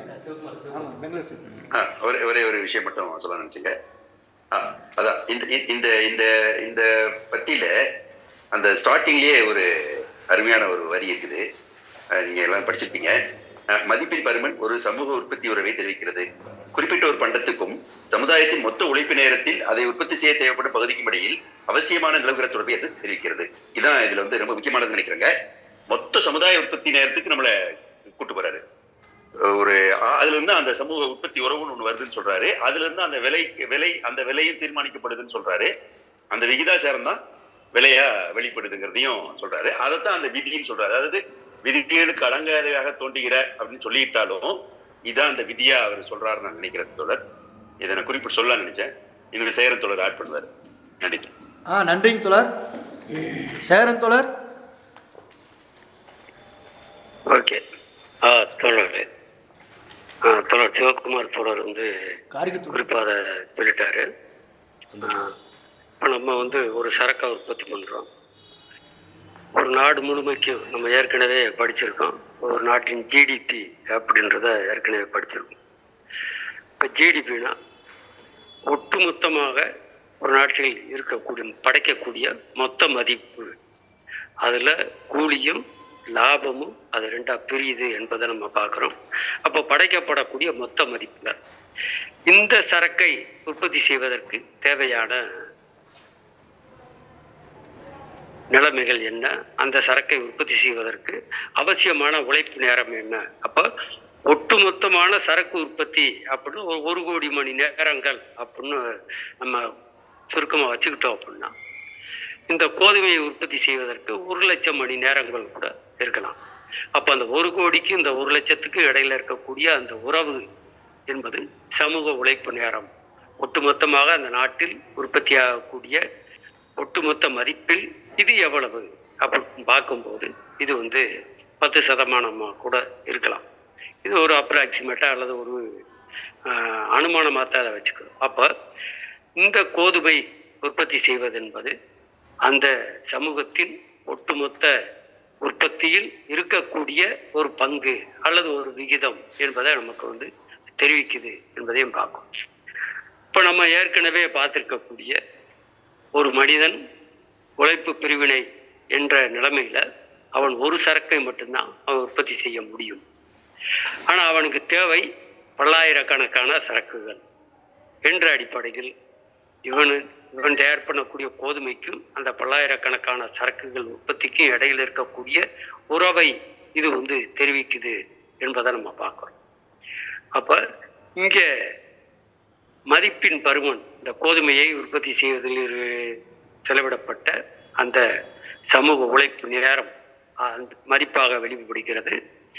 அந்த மதிப்பை விலை வடிவமாக சொல்லும் போது நம்ம என்ன செய்கிறோம்? நேரடியாக கோதுமையின் மதிப்பை ஒரு பணச்சரக்கின் மூலமாக அதை பணச்சரக்கின் மதிப்பின் மூலமாக விலை வடிவமாக சொல்றோம்.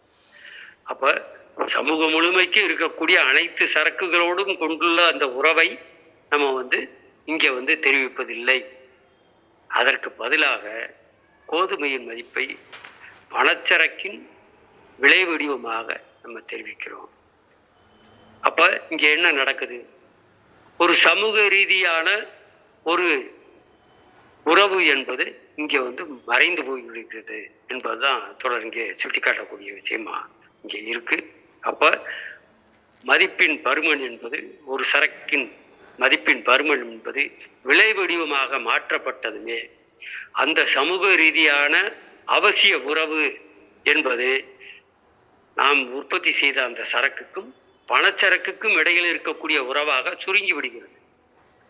அது தற்காலிகமான ஒரு பரிவர்த்தனை விகிதமாக அது உருவெடுக்கிறது என்பதுதான் தொடர் இங்கே சுட்டிக்காட்டுறாரு.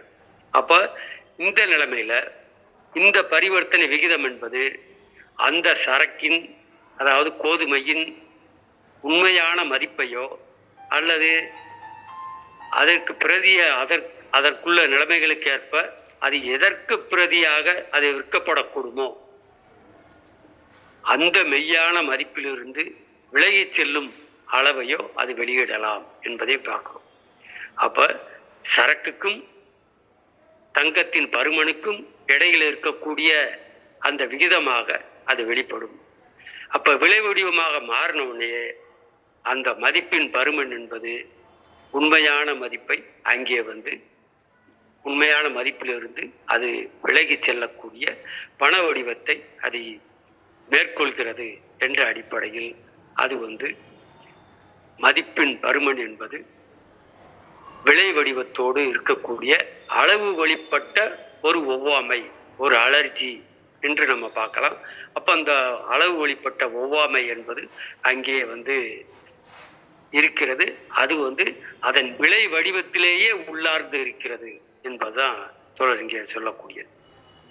அப்ப ஒரு கோதுமையின் மதிப்பை பணத்தின் மூலமாக விலை வடிவமாக சொல்லும்போது அதனுடைய மதிப்புக்கும் அதன் விலை வடிவத்துக்கும் இருக்கக்கூடிய ஒரு அளவு வெளிப்பட்ட ஒவ்வாமை என்பது அதன் விலை வடிவத்திலேயே இருக்கு என்பதுதான் தொடர் இங்கே குறிப்பிட்டு சொல்லக்கூடியது.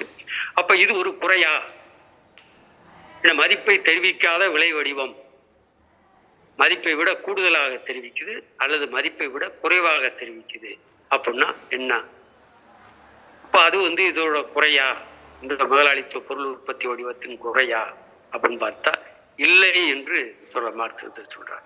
ஏன்னா இந்த முதலாளித்துவ உற்பத்தி முறையில் இருக்கக்கூடிய அந்த விதிகளுக்கு உட்பட்டு நம்ம பார்க்குறோம். மதிப்புக்கு மேலாக விலை போகுது, மதிப்புக்கு கீழாக விலை போகுது அப்படின்னு அதற்கான காரணங்கள் என்ன என்பதையும் பார்த்தோம்.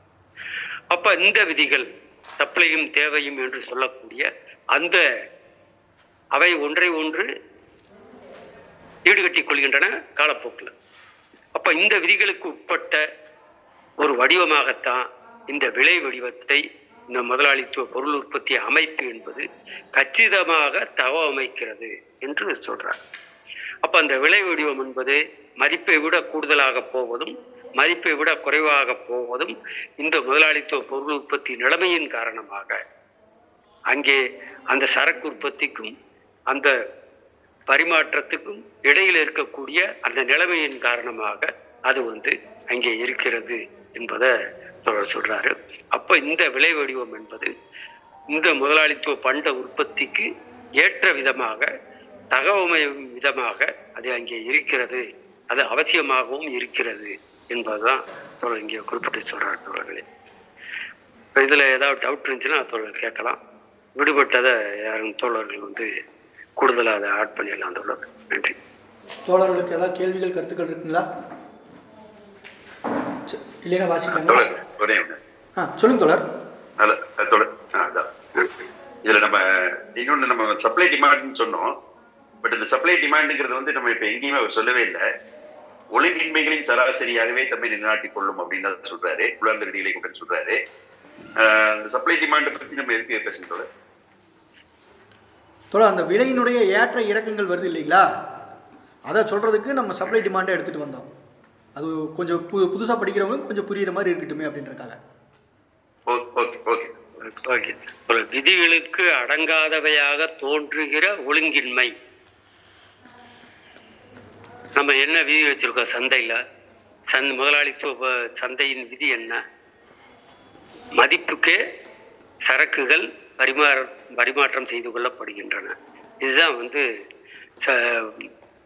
முதலாளித்துவ சந்தையின் விதி. அப்ப அந்த விதிக்கு அடங்காதவையாக தோன்றுகிற ஒரு ஒழுங்கின்மை என்ன? மதிப்புக்கு மேலே விலை வருகிறது, மதிப்புக்கு கீழேயும் விலை வருகிறது. அப்ப இந்த ஒழுங்கின்மை எவ்வாறு ஏற்படுகிறது? அப்ப அந்த ஒழுங்கின்மையின் சராசரி என்ன வருது? மதிப்புக்கு கொண்டு வருது. நம்ம ஏற்கனவே பார்த்திருக்கோம். ஒரு கட்டத்தில் விலை என்பது உயர்ந்திருப்பதும் ஒரு கட்டத்தில் விலை என்பது குறைந்திருப்பதும் அது ஊசலாட்டம் தன்மை கொண்டது.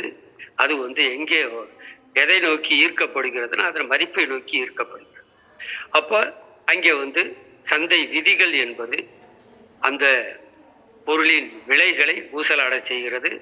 அந்த ஊசலாட்டம் என்பது அங்கே வந்து மதிப்பை நோக்கி ஈர்க்கப்படுகிறது என்பதையும் நம்ம ஏற்கனவே படிச்சிருக்கோம்.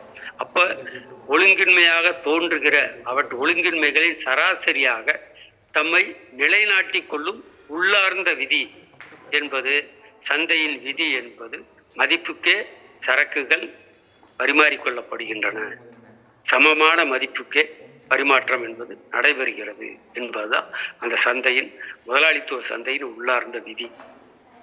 அந்த விதியை இது எவ்வாறு நிலைநாட்டிக் கொள்கிறது என்பதா இங்கே சப்ளை அதிகமாகி தேவை குறையும் போது அங்கே வந்து என்ன நடக்கும்? விலை என்பது மதிப்பை விட குறைவாக இருக்கும். அப்ப சப்ளை வந்து அதிகமாக இருக்கக்கூடிய நேரத்துல தேவை என்பது குறைவாக இருக்கக்கூடிய நேரத்துல அடுத்து என்ன நடக்கும்? முதலாளித்துவ சந்தை விதி என்ன செய்யும்?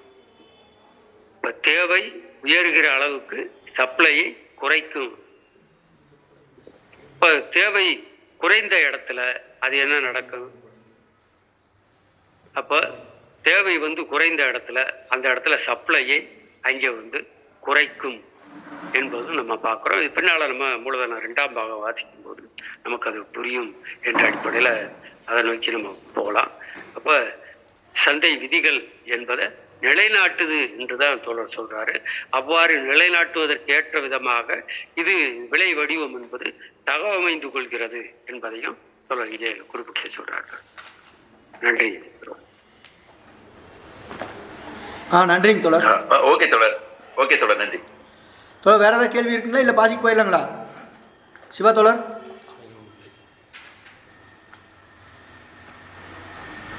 ஓகே தோழர் வாசிக்க போல தோழர், வாசிக்க. ஓகே தோழர், பக்கத்தில் வச்சு சரி. ஆயினும் விலை வடிவமானது மதிப்பின் பருமனுக்கும் விலைக்கும் இடையே, அதாவது மதிப்பின் பருமனுக்கும் பணத்தின் வாயிலான அதன் தெரிவிப்புக்கும் இடையே ஒரு அளவு வழிபட்ட ஒவ்வாமையின் சாத்தியப்பாட்டுடன் ஒத்துப்போகக்கூடியது என்பது மட்டுமன்று. பணம் என்பது சரக்குகளின் மதிப்பு வடிவமே அன்றி வேறல்ல என்ற போதிலும் விலையானது மதிப்பையே தெரிவிக்காமல் போய்விடும் அளவுக்கு ஒரு பண்பு வழிபட்ட முரநிலைக்கும் அந்த விலை வடிவம் இடமளிக்கக்கூடும். தம்மளவில் சரக்குகளாயிராத மனசாட்சி, கௌரவம் போன்றவை அவற்றை உடையவர்களால் விற்பனைக்கு முன்வைக்கப்படுவதும், இவ்வாறு தமது விலையின் மூலம் சரக்குகளாக வடிவம் பெறுவதும் சாத்தியமே. எனவே ஒரு பொருளுக்கு மதிப்பு இல்லாமலே விலை இருக்கலாம். அந்நிலையில் கணிதத்தில் சில வகை கணியங்களைப் போல விலை கற்பனையானது. மறுபுறம் கற்பனையான விலை வடிவம் சில நேரங்களில் ஒரு நேரடியான அல்லது சுற்றடியான உண்மை மதிப்புறவை மறைத்துவிடக்கூடும்.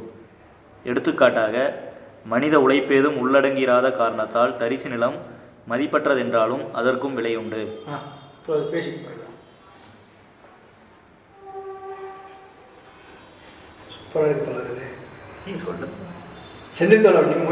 அடுத்த வாரத்துலேருந்து உங்களை பேசிக்கிறேன் தோழர். அதான் நம்ம பேசின டிமாண்ட் அண்ட் சப்ளை தான் நினைக்கிறேன் தோழர். விலை மதிப்பிலேருந்து மேலே ஏறும், மதிப்பிலேருந்து கீழே இறங்கும், அந்த அந்த ஊசலாட்டம் இருந்துகிட்டு இருக்கோம் அப்படிங்கிறாரு. அப்புறம் இன்னொன்று என்ன சொல்கிறாரு, மதிப்பே இல்லைனாலும் கூட அதுக்கு விலை இருக்கும். மதிப்பு இல்லை, உழைப்பு இல்லை. இல்லை மதிப்பு, அதான் மதிப்புங்கிறது அதான் உழைப்பு இல்லாமல். அது ஏன் எங்கே சொல்ல வராங்கன்னா, அந்த நிலத்தை பற்றி சொல்லுங்க, தரிசு நிலம் இல்லை, அதில் மனித உழைப்பே இல்லை, அதில் மதிப்புங்கிறது மானநஷ்ட வழக்கு போடுறாங்க, மானநஷ்ட வழக்குன்னு போடுறாங்க. ஆமாம், டிஃபர்மேஷன் தரிசு நிலத்துக்கு போடுறாங்க. இல்லை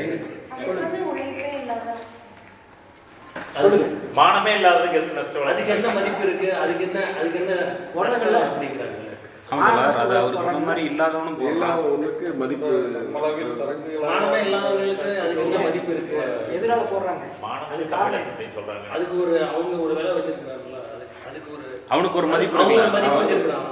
அவனுக்கு சமூகத்தில் ஒரு மதிப்பு இருக்குல்ல, அந்த மதிப்பின் மீது நம்ம தாக்குதல் செலுத்திட்டோம்னு அவன் ஃபீல் பண்ணுறான், அதை குறைச்சிட்டோம்னு ஃபீல் பண்ணுறான். அதனால வந்து மான நஷ்டம் வளர்க்கும். மன உளைச்சல் வேலைக்கு போகாம ஹாஸ்பிட்டலில் நிறைய செலவாகி அது மாதிரி, அதாவது மன உளைச்சல் ஆயிடுச்சு. இப்போ நான் ஒரு என்னோட வேலை எதுவும் செய்ய முடியல, நான் முடங்கி போயிட்டேன். மன உளைச்சலாகி நான் வந்து வேலைக்கு போகல, முடங்கி போயிட்டேன். வேலைக்கு போகிறதுனால சம்சாரம் என்னை அடிச்சது, கால் உடஞ்சு போச்சு, குழந்தைங்க வந்து ஒழுங்காக சொல்லித்தர முடியல, குழந்தைய ஸ்கூலுக்கு கொண்டு வரல, 2 நாள் இது எவ்வளோ உழைச்சாலும் அதனால வேலையை விட்டு தூங்கிட்டேன். சரி, இங்கே ஒரு சென்ட் இடம் என்ன வேலை வரும்? இங்கே என்ன ஒரு 50 லட்சம் வருமா, ஜாஸ்தியாக வரும். அனுப்பூர் பாளையத்தில் ஒரு சென்ட் ரேட் என்ன வரும்? அங்கே என்ன ஒரு 50,000 வரும். ஏன்? இது பயன்பாடு தான். அதுக்கு எப்படி வேலை வந்துச்சு? அங்கே விலையா? பக்கத்து பகுதியில் என்ன விலையா? ஏன் மாறிச்சு? ரெண்டுமே நிலம் தான், எப்படி வேலை மாறிச்சு? இங்கே அதுக்கான ஒரு நகர மாறி இருக்கு. இங்கே மனிதர்களுடைய இந்த தேவைகள் இதை சுற்றி இருக்கு. அது நிலத்தோட பயன்பாடு. பக்கத்தில் ஒரு நிலம், அதை வச்சு பேஸ் பண்ணாங்க. உதாரணமாக நீங்கள் சொன்ன மாதிரி பக்கத்தில் நிலம் சரவணம்பட்டி வந்து ஒரு மாதிரி இருந்தது, ஐடி பார்க் வந்ததுக்கப்புறம் அதோட இது மாறுது. அந்த யூசேஜ் பயன்பாடு. ஆமா, இங்க வந்து இங்க பயன்பாடு வேற ஏதோ மார்க்கெட் வேல்யூன்னு சொல்றாங்க. இப்போ அதாவது மார்க்கெட் வேல்யூன்னு சொல்றாங்க. நீங்க மார்க்ஸ் அதான் சொல்றாரு. அதாவது நிலத்துக்கு வந்து அதுக்கு ஹியூமன் லேபரே இல்ல, அது ஒரு வெத்து நிலம் தான். ஆனா இருந்தாலும் அதுக்கு ஒரு விலை இருக்கிறதுக்கான காரணம் வந்து அந்த அந்த இதோட அங்கேயும் மனித உழைப்பு வந்துருது பாருங்க, ஏதோ ஒரு வகையில், ஏதோ ஒரு வகையில், அதுவும் மற்ற வகையில வந்துருது. சூழல் அங்க ஒரு இது வந்துருது. இப்போ ஒரு எக்ஸாம்பிள் சொன்னா, இப்போ தரிசு நிலம்னு ஒன்றும் கிடையாது. இல்ல, அதாவது எப்படின்னா ஹியூமன் லேபர் இன்வால்வ், உழைப்பு கம்மியான நிலம், உழைப்பு அதிகமான அதுக்கு லேபரே இருக்காது. இல்ல தரிசு நிலங்கிறது லேபரே இருக்காது. அது அது மேலே எந்த உழைப்பு அது மதிப்பே இருக்கக்கூடாது. ஆனால் அது விலை இருக்குல்ல, அதனால கம்மியாக விலை இருக்கு. நீங்க ஏதோ உள்ள வச்சு கேட்டீங்கல்ல, அது பத்தி இருக்கு. இல்ல சமூகத்துல இப்ப நார்மலா நம்ம யதார்த்தமா பேச்சு வழக்குல பேசுறது கம்ப்ளீட் பண்ணுறேன். இப்போ நாம இப்போ இங்க ஏன் வந்து லேண்டோட விலை அதிகமா இருக்கு அப்படின்னா, இதை சுற்றி இருக்கக்கூடிய சந்தை வந்து உங்களுக்கு சுலபமா இங்க உங்களால ஈஸியா ஹாஸ்பிட்டலுக்கு போகலாம், உங்களுக்கு தேவையான சரக்குகளை வந்து இங்க ஈஸியா வாங்கிக்க முடியும். இப்போ நீங்க அனுப்பூர்பாளையம் போனோம் அப்படின்னா நீங்க அங்கிருந்து இங்க டிராவல் பண்ணணும். இப்போ ஒரு சரக்கை இங்கேருந்து எடுத்துகிட்டு வந்தாலும் அதை எடுத்து போய் டிரான்ஸ்போர்ட் பண்ணுறதுக்கு ரேட் அதிகம் உங்களுக்கு. இன்னொன்று இங்கே இருக்கக்கூடிய தேவைகள் இருக்கு இல்லையா, இந்த சரக்குகளோட தேவை இங்கே சார்ந்து இருக்கக்கூடிய எலைட் பீப்புளுக்கு அதிகமான தேவை இருக்குது. இங்கே ஈஸியாக விலையில் இதை எடுத்துகிட்டு போய் நம்ம அங்கே போய் விற்க முடியாது, வாங்க முடியாது. அப்போது அதுக்கு தான் முதல்ல சொல்கிறாரு, எந்த உற்பத்தி உறவு இல்லை எந்த உற்பத்தி முறை சார்ந்து, இப்போ நிலத்தை சார்ந்து இதுக்கு முன்னாடி இருந்து நிலத்தை சார்ந்த உற்பத்தி முறை அப்படின்றது விவசாயத்துக்கு மட்டுமான விஷயமா இருந்துச்சு. இப்போ நார்மலாக என்னென்னா கம்யூனிஸ்ட் பார்ட்டிக்கு மேலே லேண்ட் ஃபார் டில்லர், உழைப்பவனுக்கே நிலம் அப்படின்னு சொல்லிச்சு. ஆனால் இப்போ அது என்ன, இப்போ லேண்டுனால என்னன்னு வந்துச்சுன்னா நமக்கு விவசாய நிலமே கிடையாது. உங்களுக்கு லேண்டுனா என்ன இப்போது கமர்ஷியல், உங்களுக்கு இண்டஸ்ட்ரியல் டெவலப்மெண்ட்டுக்கோ இல்லை இன்ஃப்ராஸ்ட்ரக்சர் டெவலப்மெண்ட்டுக்கோ பயன்படுத்தக்கூடிய ஒரு மூலதனம், அது ஒரு கேபிட்டல். அப்போ அதனால தான் இந்த உற்பத்தி முறையில் அதோட தேவை வந்து அதனால தான் அதுக்கு இந்த விலை வருது. அந்த தரிசு நிலத்துக்கான விலை வந்து இந்த உற்பத்தி முறையில் இதோட டெவலப்மெண்ட் எப்படி இருக்கோ அதை சார்ந்து தான் அதோட விலை தீர்மானிக்கப்படுது. அப்போ அதனால தான் என்ன சொல்கிறேன், இதுக்கு வந்து நம்ம அது மேலே நம்ம உழைப்பு செலுத்த போகிறது கிடையாது, செலுத்துறது கிடையாது. ஆனால் அது இயற்கையிலேருந்து கிடைக்கிறதா இருந்தால் கூட அது இயற்கையிலேருந்து இங்கே என்ன பயன்பாட்டுக்காக இது பயன்படுத்தோட சொன்னார், என்ன பயன்பாட்டுக்காக இந்த உற்பத்தி முறையில் இது எந்த பயன்பாட்டுக்காக பயன்படுது, அதோட ரோல் என்னவா இருக்குது அப்படின்ற விஷயம் ஒன்று. அப்போ இப்போ லேண்ட் அப்படின்னால என்னென்னா கமர்ஷியல் தான். அது நீங்கள் எங்கே போனாலும் அது கமர்ஷியல் லேண்டோட வேலை. இப்போ விவசாய நிலத்துக்கு இவ்வளோ மதிப்பு கிடையாது இங்கே. அப்போ இங்கே இருக்கக்கூடிய ஒரு இந்த உற்பத்தி உறவில் இருக்கக்கூடிய இதோட முக்கியமான விஷயம்னா இங்கே வந்து இண்டஸ்ட்ரியலைசேஷன், அதாவது இன்ஃப்ராஸ்ட்ரக்சர் டெவலப்மெண்ட் அதிகம் பண்ணுறது இங்கே மெயின் விஷயமாக மாறுது. அதனால தான் ஜி ஸ்கொயருக்கு கூட அதிகமான விலைகள். இப்போ ஐடி பார்க் ரிலேட்டட்னா அவுட் சோர்சிங் ரிலேட்டடாக இருக்குது. அப்போ அவங்க வெளியிலேருந்து தான் எல்லாமே ஐடி பார்க், அவங்க ரிசோர்ஸஸ் எல்லாமே வெளியிலேருந்து தான் எடுக்கிறாங்க, நிறைய பீப்புள்ஸ் எல்லாமே. இப்போ அவங்க தங்கிறதுக்கான ஃப்ளாட்டு, அவங்க வாழறதுக்கான ஐடி பீப்புள்ஸ் இருக்குன்னா அவங்க ஃபுட்டு எல்லாமே டிஃப்ரெண்ட். நார்மலாக இருக்கக்கூடிய விஷயங்கள் எதுவுமே பண்ணலாம், அவங்க ரேஞ்சுக்கான எல்லாமே வந்து அங்கே அதிகமாகுது. அப்போ அங்கே தங்குறாங்கன்னா அங்கே இருக்கக்கூடிய ஹாஸ்பிட்டலைஸ் இது எல்லாமே டெவலப் ஆகுது அப்படின்ற விஷயம் வந்து வருது. அப்போ குறிப்பாக இந்த அதனால தான் தலைவார்ந்த ஏழை மக்களுக்கு வந்து வீட்டுமனை பட்டாவும் இலவச நிலத்தை கொடுக்க சொல்லி கம்யூனிஸ்ட் கட்சி அதனால தான் அந்த கோரிக்கை அதனால தான் நிற்கிது. இங்கே ஃபியூடல் செட்டப் இருந்தோன்னு வச்சுக்கலாம், இந்த சுற்றி எல்லாம் ஃபியூடல் செட்டப் தான் இருந்தோம்னா இந்த நிலம் வந்து அந்த விலைக்கு போகாது. இல்லை இப்போ பொள்ளாச்சி சைடு இப்போ ஃபியூடல் லேண்டாக இருந்தால் இப்போ என்ன பிரச்சனை, இப்போ பொள்ளாச்சி சைட்லாம் ஃபியூடல் உறவு முறை தான் இப்போ வந்து எல்லாமே ரைட்டு. ஆனால் நீங்கள் என்ன அப்படின்னா டெவலப் ஆகுது, டெவலப் பண்ணுறதை விட இந்த உற்பத்தி முறைக்குள்ள எல்லாமே வந்துருச்சு. பொள்ளாச்சியில எல்லாம் வந்து ரேட் எல்லாம் பார்த்தோம்னா ஏக்கருக்கே 5 லட்சம் 10 லட்சம் அப்படி தானே போயிட்டு இருக்கு.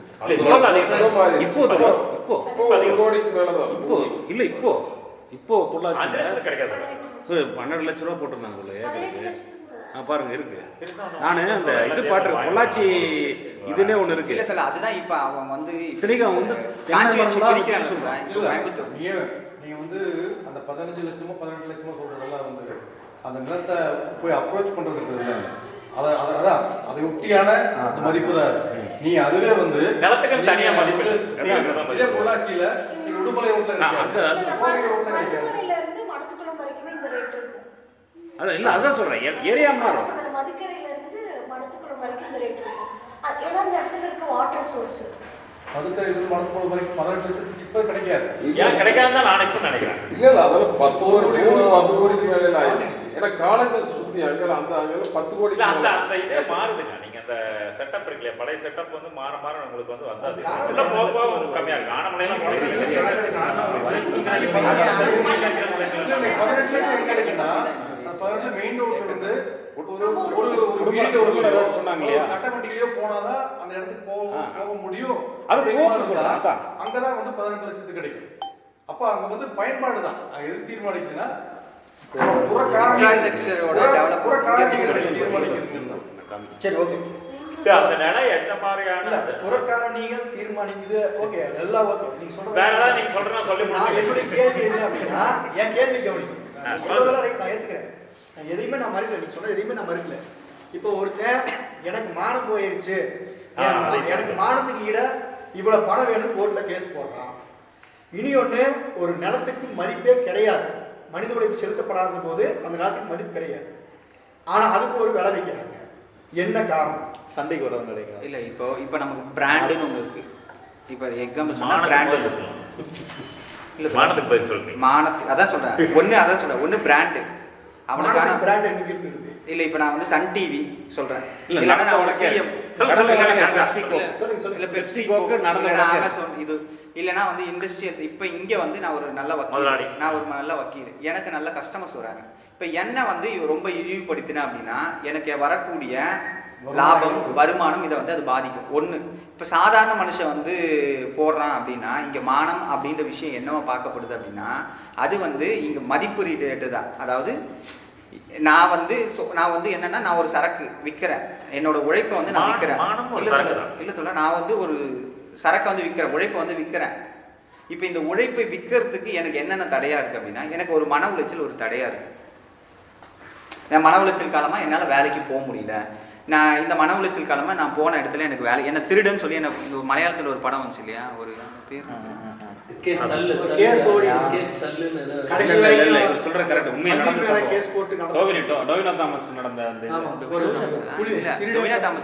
இவன் வந்து ட்ரெயின்ல போயிட்டு இருக்கும்போது குடிச்சு தூங்கி இருப்பான், அதாவது தூங்கிட்டு இருப்பான். அவனால பேசவும் எதுவும் முடியாது. போட்டோ எடுத்து போட்டு விட்டுருவான், போட்டோ எடுத்து ஃபேஸ்புக்ல மொத்தமா போட்டு டயர்ல தூங்கி இருப்பான், வேலையில தூங்கி இருப்பான். அப்ப அது சரி, ஓகே. அப்படி வந்து இல்ல, அந்த படத்தோட சொன்னா அப்படின்னா அவர் சாதாரண ஒரு வேலைக்கு போகக்கூடிய ஒரு ஆளு. அவங்க பொண்ணு வந்து ஒரு இடத்துல இவருக்கு ஊமை பேச முடியாது. அப்ப என்னன்னா, அவன் ரொம்ப அசதியில யாருக்கும் உடம்பு சரியாம ஹாஸ்பிட்டல்ஸ் போயிட்டு வந்துட்டு அந்த இதுல வந்து தூங்கியிருப்பாரு. இவங்க என்ன பண்ண, குடிகாரன் குடிச்சிட்டு தூங்கிட்டான் போல இருக்குன்னு சொல்லி வீடியோ எடுத்து எப்படி இருக்காங்க பாருங்கன்னு போட்டுருவாரு. இது என்னவாகுதுன்னா, அவரோட வேலை இல்லாம போகுது, அவங்க குழந்தைக்கு ஸ்கூல்ல வந்து இது போகுது, வீடு காலி பண்றது, இன்னொன்று அவரால் வெளியே வர முடியாத ஒரு சூழல் ஏற்படுது. ஏன்னா அது அவரால் ரிப்ளை கூட பண்ண முடியல, ஏன்னா பேச முடியாத ஒரு நபர். அப்ப இங்க என்னவா பார்க்கப்படுது அப்படின்னா, உங்களுக்கு ஒரு மதிப்பு இருந்தாதான் என்ன, உங்களுடைய சரக்கை கூட விற்க முடியும், உங்களோட உழைப்பை கூட விற்கக்கூடிய ஒரு இடமா வந்து அது வந்து இருக்கு. இப்போ இதுவே இன்னும் கொஞ்சம் கிளாஸ் மாறி போகும்போது அது ஒரு பிராண்டாவே மாறிடுது. இப்போ நான் சொன்ன மாதிரி ஒரு வக்கீல் அப்படின்ற தொழில் ஒரு பிராண்டு, ஒரு எம்பிபிஎஸ் பாலிடிக்ஸில் வந்து ஒரு எம்எல்ஏ எம்பிக்கு வந்து அது ஒரு பிராண்டு. அது அவனோட மதிப்பு போயிடுச்சு அப்படின்னா அவனுக்கு இங்கே ஓட்டு வங்கி, அதனால் வரக்கூடிய லாபம், இது எல்லாமே பாதிப்பு ஏற்படுது. அப்போ இங்கே இது எல்லாமே என்ன சுற்றி இருக்குது அப்படின்னா, தன்னுடைய மதிப்பு அப்படின்னு தன்னுடைய சரக்கை வந்து சேல்ஸ் பண்ணுறதுக்கோ தன்னை நிலைநிறுத்துக்கோ வாய்ப்பு இல்லாமல் இது வந்து ஏற்படுது. அப்படின்ற இடத்துல இருந்து தான் இருப்பாங்க. தன்னை ஒழுங்காக விற்றுக்க முடியல அப்படிங்கிறது, வாழ முடியல. வேலையாள் இழப்பீட்டு சட்டம் அது கூட வந்து இந்த அடிப்படையில் தான் வந்து தீர்மானிக்கப்படுது.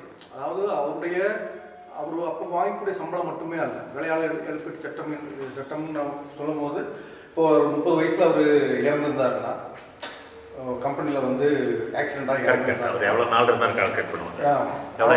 58 வயசு வரைக்கும் இருந்திருந்தாருன்னா அவர் எவ்வளோ சம்பளம் வாங்கியிருப்பார்.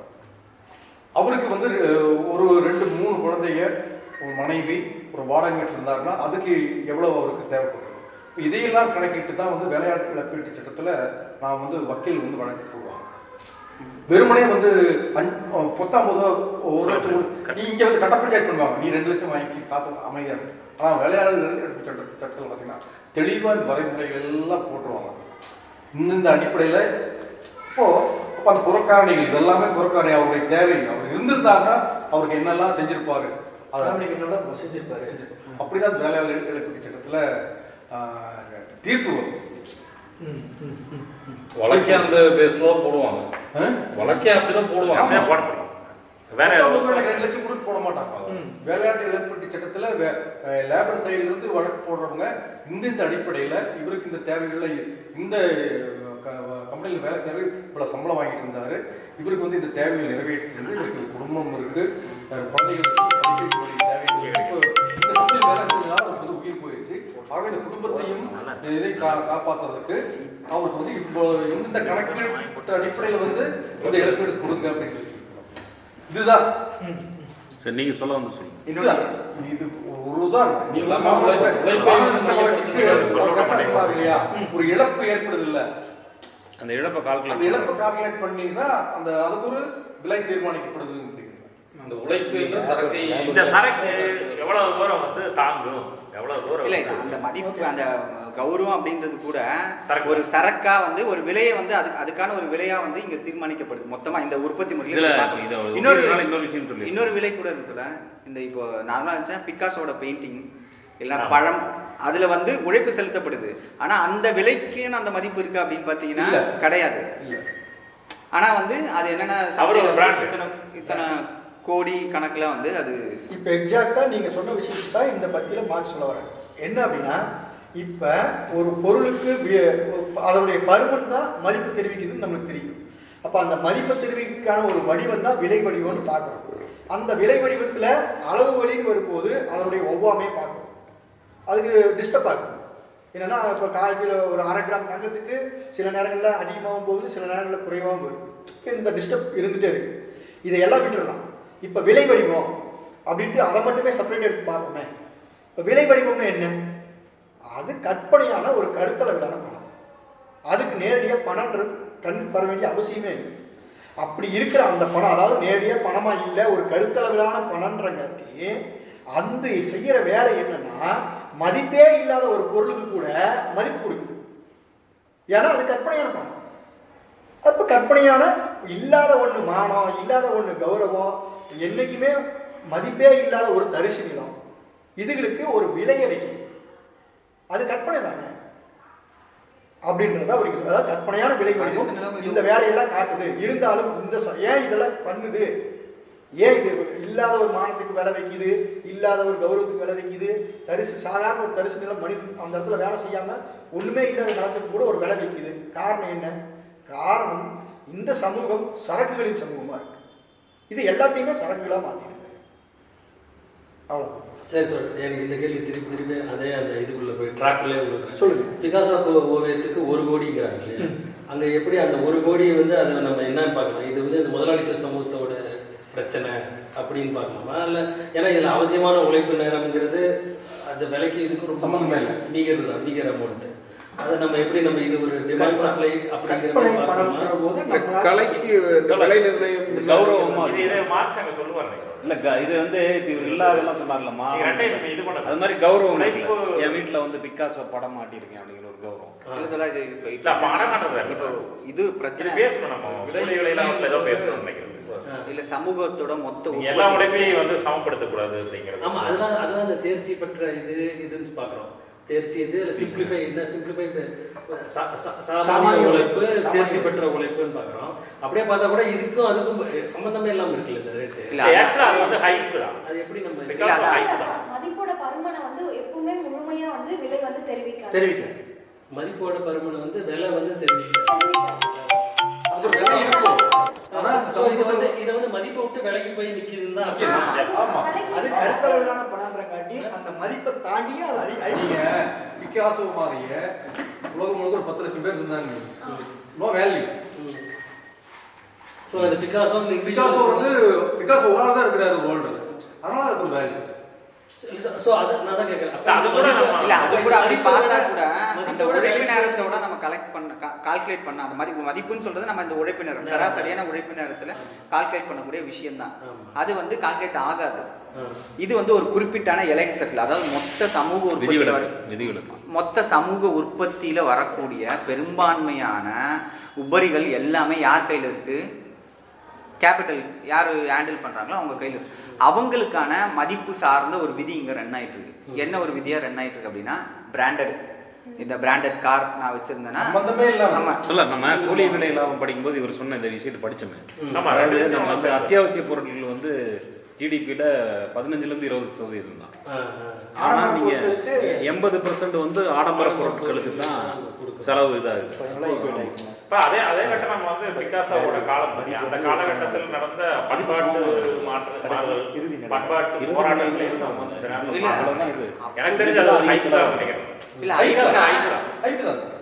அது ஐப்பு தான். அது வந்து எவ்வளோ மோசமான ஒரு விஷயமா நம்ம பார்க்குறோம் அப்படின்னா, இத்தனை கோடி மக்களுடைய உழைப்பு இருக்கு இல்லையா, அது எல்லாத்தையுமே அவன் டிசைட் பண்ணுறான். அதுலேருந்து வரக்கூடிய எல்லாத்தையுமே இதுக்கு ஒரு விலை இருக்குன்னா விலை இருக்கு நம்ம சொல்லக்கூடிய, ஆனால் உண்மையான விலையோட மதிப்பு அது கிடையவே கிடையாது. அதை உற்பத்தி செய்யறது எவ்வளோ நேரம் இருக்கும், இன்னொன்று அதை பாதுகாக்கிற விஷயங்கள் இதை சார்ந்து தான். அப்போ இது எல்லாமே கருத்தியல் ரீதியாக ஒரு ஹைப்பில் வச்சுருக்கான். இது இது இது ஒரு பிராண்டு. இந்த பிராண்டுக்கு வந்து இதை வச்சிருக்கவங்க வந்து யார் வச்சிருக்க முடியும்? பயங்கரமாக சமூகத்தில் மிகப்பெரிய பணக்காரர்களாக தான் வச்சுக்க முடியும். போன மாதம் ஒரு ஷார்ட்ஸ் பார்த்தேன் இதில் இன்ஸ்டாகிராமில். அதில் வந்து அவன் வியாபாரத்தை பற்றி பேசுகிறான், பிஸ்னஸ் இதை பற்றி ஆண்டர்பிரனர்ஷிப் இதெல்லாம் பேசிக்கிறான். அதில் வந்து லிப்ஸ்டிக் எஃபெக்ட்னு ஒன்று சொல்கிறான். அப்போ இவர் சொன்ன லிப்ஸ்டிக் தான் அது வந்து அவனுக்கு ஒரு ஷாப்பிங் ஸ்ப்ரீ உருவாயிருப்பாங்க, வசதியானவங்களுக்கு ஏதோ ஒன்று மாற்றிட்டே இருப்பாங்க. அப்போ என்னென்னா அந்த லிப்ஸ்டிக் எஃபெக்ட் வந்து எப்போ அப்ளிகபிள் ஆகும்னா, ஒரு நாட்டில் க்ரைசிஸ் வந்துருச்சுன்னா எக்கனாமிக்கலாக, அப்போ வந்து லிப்ஸ்டிக் இந்த மாதிரி ஒரு குறிப்பிட்ட பிராண்டு சொல்கிறான். அந்த பிராண்ட் வந்து உலகம் முழுக்க வந்து அதை பயன்படுத்துறது ஒரு பெரும் ஏதோ பிராண்ட் அது சொன்னால் எனக்கு ஞாபகத்தில் இல்லை, அது யூஸ் பண்ணுறாங்க. அந்த பிராண்டோடைய இது வந்து எங்கே வந்து பணம் இது வருதோ அந்த டைமில் அதோட வியாபாரம் அதிகமாயிருமா. அப்போ என்னென்ன ஆய்வு செய்யும்போது என்ன பண்ணியிருக்காங்கன்னா, அது வரைக்கும் என்னென்னா இந்த மாதிரி வந்து காஸ்ட்லியான பொருளை மாற்றிட்டே இருக்கிறது வந்து பழக்கமாக இருக்கான். வசதியாக இருக்கிறவங்க குறிப்பாக பெண்களை தான் அவங்க குறிப்பிட்டு சொல்கிறாங்க. அவங்க வந்து இப்போ ஒரு கார் இருக்குன்னு வச்சுங்க, இப்போ ஒரு பென்ஸ் இருக்குது, ஒரு ரொம்ப காஸ்ட்லியான கார், அதோட அட்வான்ஸ் லெவல் போவாங்க. இல்லை இப்போது ஐஃபோனில் இப்போ என்ன 14 வந்துருச்சா, இப்போ அதுக்கு அடுத்து போயிடும். அப்படி அது வருஷத்துக்கு ஒரு மார்க்கெட் மாறிட்டே இருப்பாங்க. இது மைண்ட் செட்டு அவங்களுக்கு டோபமைன்னு சொல்ல ஆரம்பிச்சிடும். அதை வாங்கினாலும் திருப்தியாக பணம் கம்மியானவங்க, பணம் இது ஆனவங்க, தட்டுப்பாடானவங்க, அவங்களால காருக்கோ மொபைலுக்கோ உடனே போக முடியல. ஆனால் அவங்க மைண்டு வந்து இப்போ ஏதோ பண்ணி ஆகணும். அப்போ அவங்க வந்து லிப்ஸ்டிக் மாதிரி ஏதோ ஒரு பொருள் வாங்குறது, சினிமா டிக்கெட்டு, இந்த ஷோ டிக்கெட்லாம் அந்த டைமில் அதிகமாகுமா, ஏன்னா அவங்களுக்கு ஏதோ ஒன்று பண்ணி ஆகணும். அப்படிங்கும்போது இது கொஞ்சம் ஈஸியாக இருக்குல்ல, ஒரு 300 400 ஒரு சினிமா டிக்கெட் பண்ணிட முடியும். நான் அவங்க ரேஞ்சுக்கு சொல்கிறேன். அந்த மாதிரி வந்து பண்ணுறாங்க. அப்படிங்கிறது வந்து இந்த லிப்ஸ்டிக் எஃபெக்ட்னு சொல்லி பிஸ்னஸில் சொல்லுவாங்க. முதலாளித்துவ சமூகத்தினுடைய கூத்து எப்படி சொல்கிறேன்னா, சுரண்டலோட உச்சம் பாருங்க. உழைப்புக்கு அங்கே மதிப்பே கிடையாது.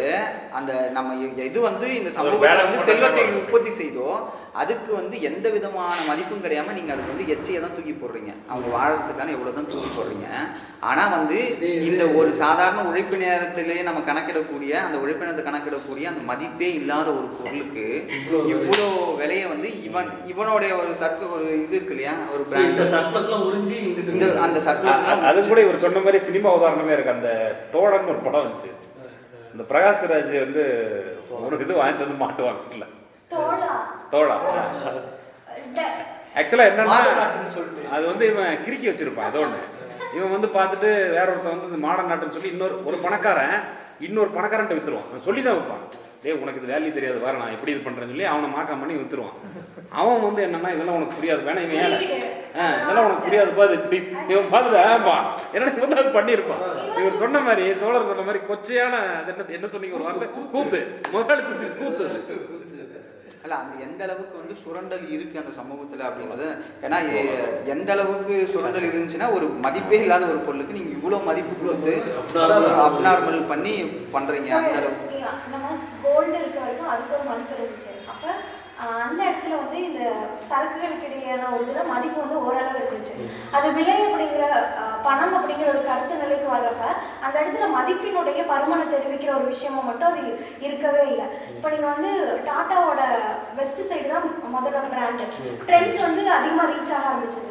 ரிலையன்ஸோட ட்ரெண்ட்ஸ் கிளாத்திங்கில். அப்போ வெஸ்ட் சைடு ரொம்ப காஸ்ட்லி, போகவே முடியாதுங்கிற மாதிரி இருக்கும். இப்போ ஸ்டுடியோ வந்து தொடங்கலாம். இப்போ பர் செகண்டுக்கு வந்து 4 டிஷர்ட்டு ஒரு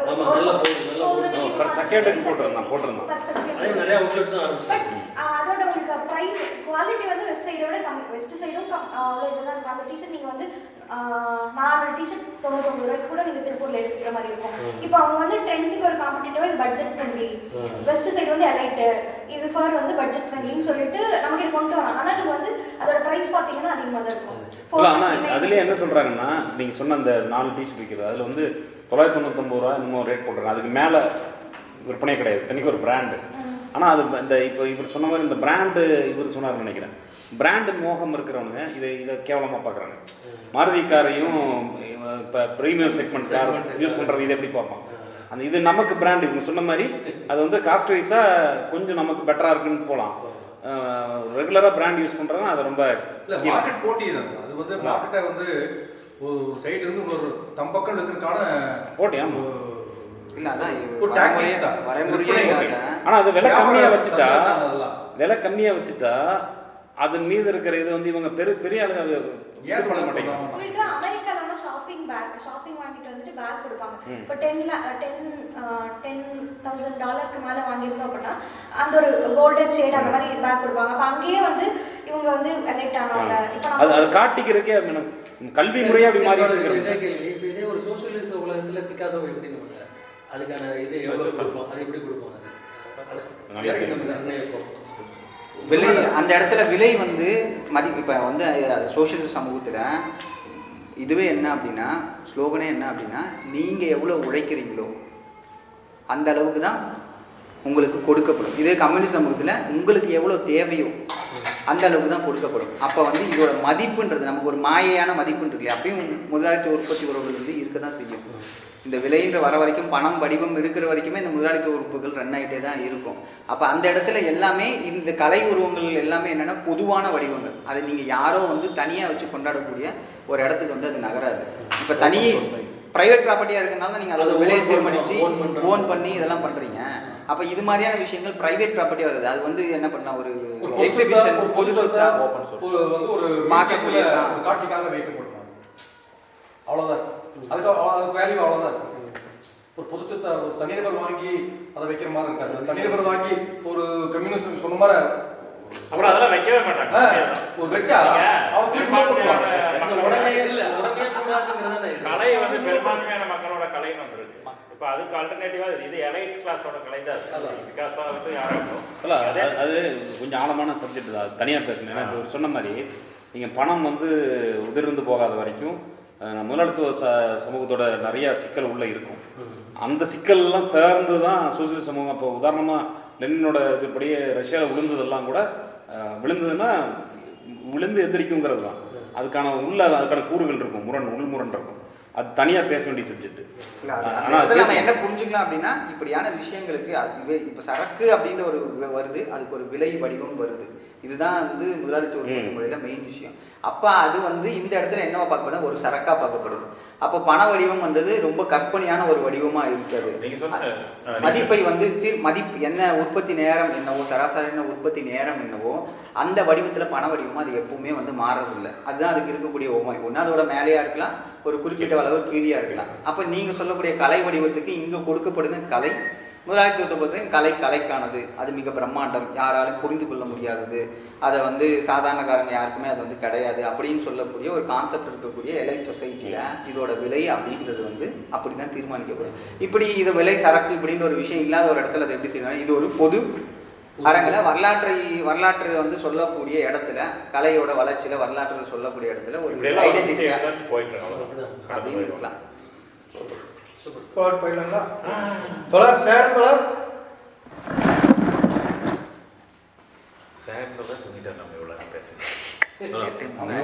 தூங்கிட்டேன் தோழர். அரை மணி நேரம் ஆச்சு நீங்க ஒரு பாராகிராஃப்க்கு. கொஞ்சம் சொல்லுங்க தோழர். அதான் தோழர், அரை மணி நேரம் ஒரு பாராகிராஃபை வாதிச்சிங்கன்னா என்னைக்கு போய் சேர்றது? அதுக்கு ஒரு டைம் அதாவது நீங்க தான் பண்ணிருக்கீங்க. ஓகே, அவர்தான் தோழர். சொல்லுங்க. ஓகே தோழர்களே, இங்க வந்து என்ன பார்க்குறோம் அப்படின்னா, விலை வடிவம் அப்படின்றது வந்து மதிப்பின் பருமனை தெரிவிக்க முடியாத அளவுக்கு வந்து அளவு வெளிப்பட்ட ஒவ்வாமை வந்தது என்பதை நம்ம ஏற்கனவே பார்த்தோம். அப்போ அது எது வரைக்கும் போகுது அப்படின்னா அதனுடைய பண்பையும் மாற்றுது என்பதை தொடர் இங்கே குறிப்பிட்டு சொல்றார். அப்ப விலை வடிவத்தின் பண்பு என்ன? மதிப்பை தெரிவிக்கணும். இப்ப மதிப்பையே தெரிவிக்க முடியாத அளவுக்கு அதனுடைய பண்பு மாற்றம் என்பதும் அங்கே வந்திருக்கு.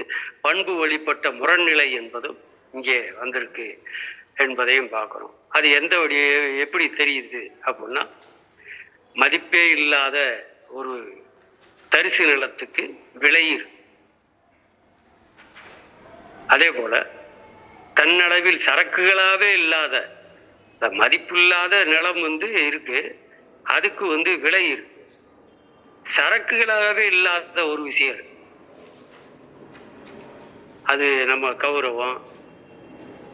அது போல இன்னும் பல்வேறு விஷயங்கள் இருக்கு. தலைக்கெல்லாம் ஏதாவது மதிப்பு இருக்கா? கிடையாது. ஆனா தலைக்கு விலை வைக்கிறாங்க. உதயநிதி தலைக்கு விலை வச்சாங்க. அப்படி ஏதாவது இருக்கா? அதுக்கு ஏதாவது மதிப்பு இருக்கானா? கிடையாது. அப்ப இந்த மாதிரியான சரக்குகளாகவே இல்லாததுக்கு விலை வடிவம் என்பது வருது என்பதையும் நம்ம பார்க்கிறோம். அப்ப அது எந்த அளவுக்கு விலை வடிவம் என்பது தன்னுடைய பண்பு ரீதியான முரண்பாடு கொண்டதாக அது மாறுகிறது என்பதையும் தோழர் இங்கே குறிப்பிட்டு சொல்றார். அப்ப நீங்க பல்வேறு டாபிக்கை வாதிச்சீங்க. ஒரு நிலத்துக்கான விலை என்பது எவ்வாறு அங்கே தீர்மானிக்கப்படுது? நீங்க சொல்ல சுத்தி இருக்க இடம், அதனுடைய டெவலப்மெண்ட், இதெல்லாம் சொல்லலாம். ஆனா அது என்ன? அது ஒரு ஊக வணிகம். இப்ப மதிப்பு இல்லாத இடத்துல அல்லது மிக குறைந்த மதிப்பு இருக்க இடத்துலதான் அந்த ஊக வணிகம் என்பது நடக்கும் என்பதை தோழர் மார்க்ஸ் ஏற்கனவே சுட்டிக்காட்டியிருக்க. ஒரு இடத்துக்கு இப்ப எப்படி வரி போடுறாங்கன்னு நீங்க பாத்தீங்கன்னா, கார்பரேஷன்லயோ அல்லது முனிசிபாலிட்டிலயோ எப்படி வரி போடுறாங்க ஒரு வீட்டுக்கு அப்படின்னா, அதனுடைய வாடகை மதிப்பு அப்படின்னு ஒண்ணு வச்சிருக்காங்க. வாடகை மதிப்பு அப்படின்னா, அதாவது நீள அகலம் இதெல்லாம் கணக்கு பண்ணி அதுக்கு இவ்வளவு வாடகை, அதாவது இந்த ஏரியாவுக்குள்ள இதுக்கு இவ்வளவு வாடகை வரும் அப்படின்னு அவனா ஒரு ஃபிக்ஸ் பண்றான். ஃபிக்ஸ் பண்ணி அதை ஒரு வருட வாடகையாக அதை முடிவு பண்ணி அதுல எத்தனை சதமானம் வரி அப்படின்னா வரி நிர்ணயம் பண்றாங்க. அப்ப இது ஒரு ஊக வணிகம் தான். இதுக்கு எந்த விதமான அடிப்படையும் கிடையாது. இது ஊக வணிகத்தின் மூலமாக தான் அந்த நிலத்தின் மதிப்பு என்பது தீர்மானிக்கப்படுது. நாளைக்கு அந்த இடத்துல ரயில்வே ஸ்டேஷன் வரும்ன்றக்காக பக்கத்துல இருக்க இடத்த இன்னைக்கு இந்த விலைக்கு விற்கிறேன், நாளைக்கு இதோட விலை ஏறும். அப்ப இது பூராமே ஊக பேரமாக தான் மாறிக்கொண்டு வருகிறது. இது சம்பந்தப்பட்ட நில வாடகை என்ற விஷயத்தின் அடிப்படையில தோழர் மார்க்ஸ் 3ஆம் பாகத்துல வாதிக்கிறாரு.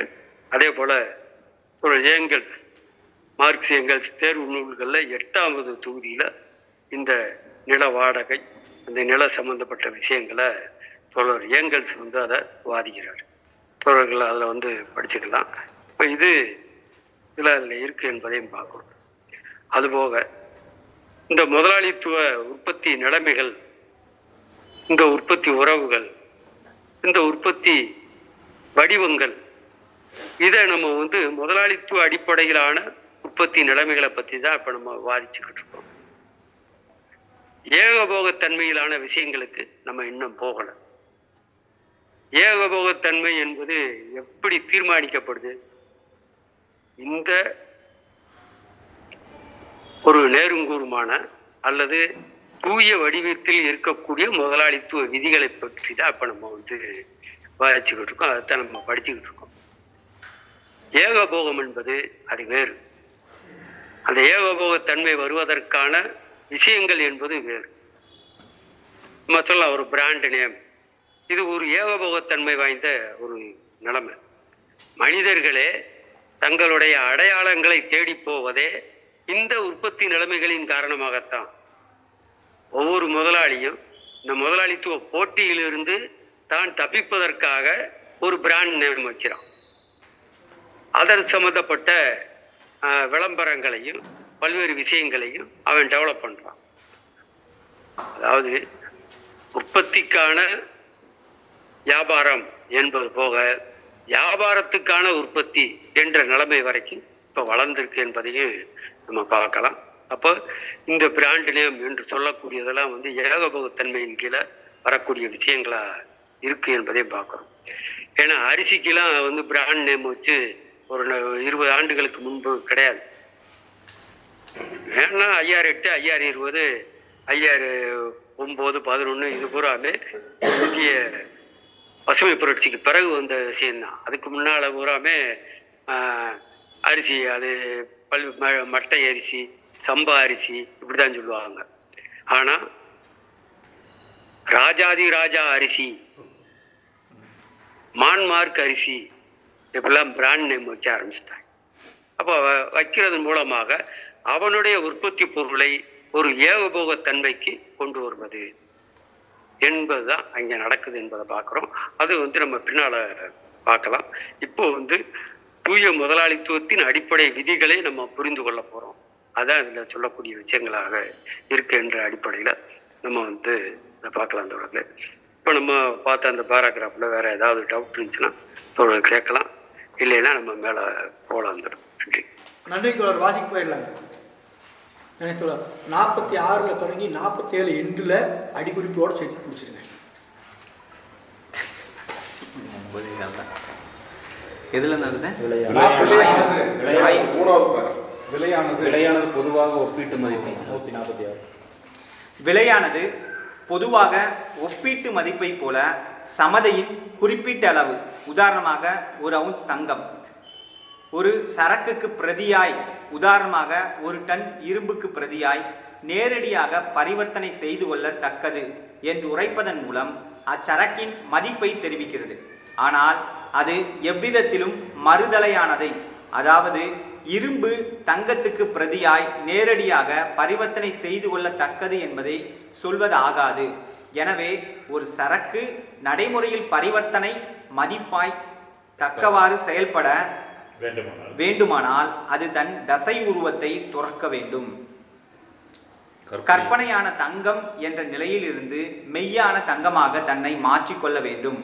அவசியத்திலிருந்து சுதந்திரத்துக்கான மாற்றம் எகலிய கருத்தினத்துக்கு அல்லது மேல் ஓட்டை நீக்கிவிடுவது, நண்டுக்கு அல்லது பழைய ஆதாமை தட்டி கழிப்பது புனித ஜெரோமுக்கு உள்ளதை விட இந்த மாற்றமைவு சரக்குக்கு அதிக கடினமாய் இருக்கலாம் என்ற போதிலும் அது இப்படி செய்யத்தான் வேண்டும். ஒரு சரக்கு தன் மெய்யான வடிவத்துடன், எடுத்துக்காட்டாக இரும்பு, கூடவே நமது கற்பனையில் தங்கத்தின் வடிவத்தையும் மேற்கொள்ளலாம் என்ற போதிலும் அது உள்ளபடியே ஒரே நேரத்தில் இரும்பு தங்கம் இரண்டாகவும் இருக்க முடியாது. அதன் விலையை நிர்ணயிக்க கற்பனையில் அதை தங்கத்தோடு சமன் செய்வதே போதுமானது. ஆனால் அது தன் உடைமையாளருக்கு சர்வ பொது சமதையாக பயன்பட வேண்டுமானால் மெய்யாகவே அதனை தங்கமாக மாற்ற வேண்டும்.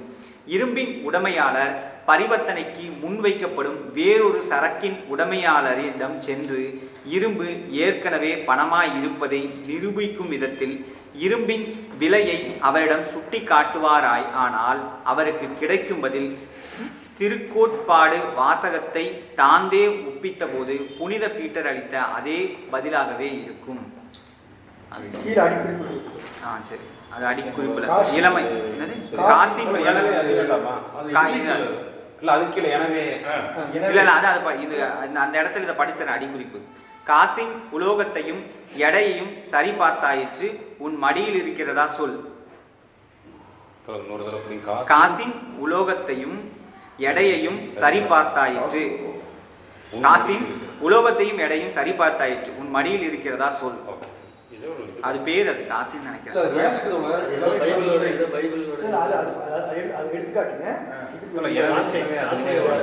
எனவே ஒரு சரக்கு பணத்துக்காக பரிவர்த்தனை செய்து கொள்ளத்தக்கது, அது அவ்வாறு பரிவர்த்தனை செய்து கொள்ளப்படவும் வேண்டும். விலை என்னும் போது இவை இரண்டுமே குறிக்கப்படுகின்றன. மறுபுறம் தங்கம் ஏற்கனவே பரிவர்த்தனை நிகழ்முறையில் தன்னை பணச்சரக்காக நிலைநாட்டி கொண்டு விட்டது என்பதாலேயே அது கருத்தளவிலான மதிப்பளவையாக பயன்படுகிறது. கருத்தளவிலான மதிப்பளவையின் பின்னால் உலோக பணம் பதுங்கி உள்ளது.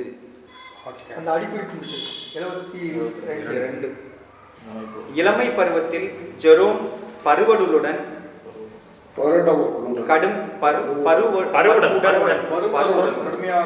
பருவடுடன் கடுமையான மல்லுக்கு நிற்க வேண்டியிருந்தது. பாலைவனத்தில் கற்பனையான கட்டறிக்கைகளை அவர் எதிர்த்து நின்றதானது இதனை நிரூபிக்கிறது. இது போதாதென்று முதுமை பருவத்தில் அவர் ஆன்ம உடலுடன் மல்லுக்கு நிற்க வேண்டியிருந்தது. அவர் கூறியிருக்கிறார், பிரபஞ்சத்தின் நியாயாதிபதியின் முன்னர் நான் ஆவியாய் நின்றாக நினைத்தேன். ஒரு குரல் கேட்டது, நீர் யாரோ? நான் ஒரு கிறிஸ்தவன். மாபெரும் நியாயாதிபதி இடி என பகர்ந்தார். நீர் பொய் சொல்கிறீர். நீர் சிசரோனியனே.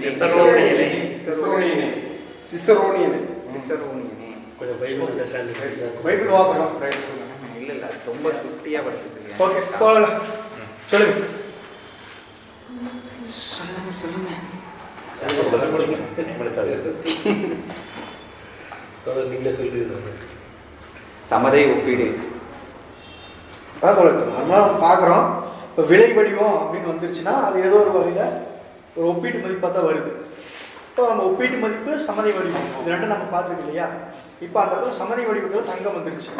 இப்போ தங்கன்றது இப்போ கருத்தளவிலான பணமாக மாறி, இப்போது இரும்பு கொண்டு வந்துட்டு ஒரு கிலோ இரும்புக்கு 1/2 கிராம் தங்கம் அப்படின்றது ஒரு விலை வடிவம். 1/2 கிராம் தங்கங்கிறது விலை வடிவம். இப்போ அந்த இரும்புக்குள்ள இந்த 1/2 கிராம் தங்கம் இருக்குது அப்படின்னு சொல்ல முடியுமா? சொல்ல முடியாது. மாற்றி நம்ம பேச முடியாது. ஆனால் இந்த இரும்பை விற்று 1/2 கிராம் தங்கத்தை வாங்கலாம். இந்த இரும்பை விற்று 1/2 கிராம் தங்கத்தை வாங்கலாம். அதுதான் இங்கே சொல்கிறாங்க.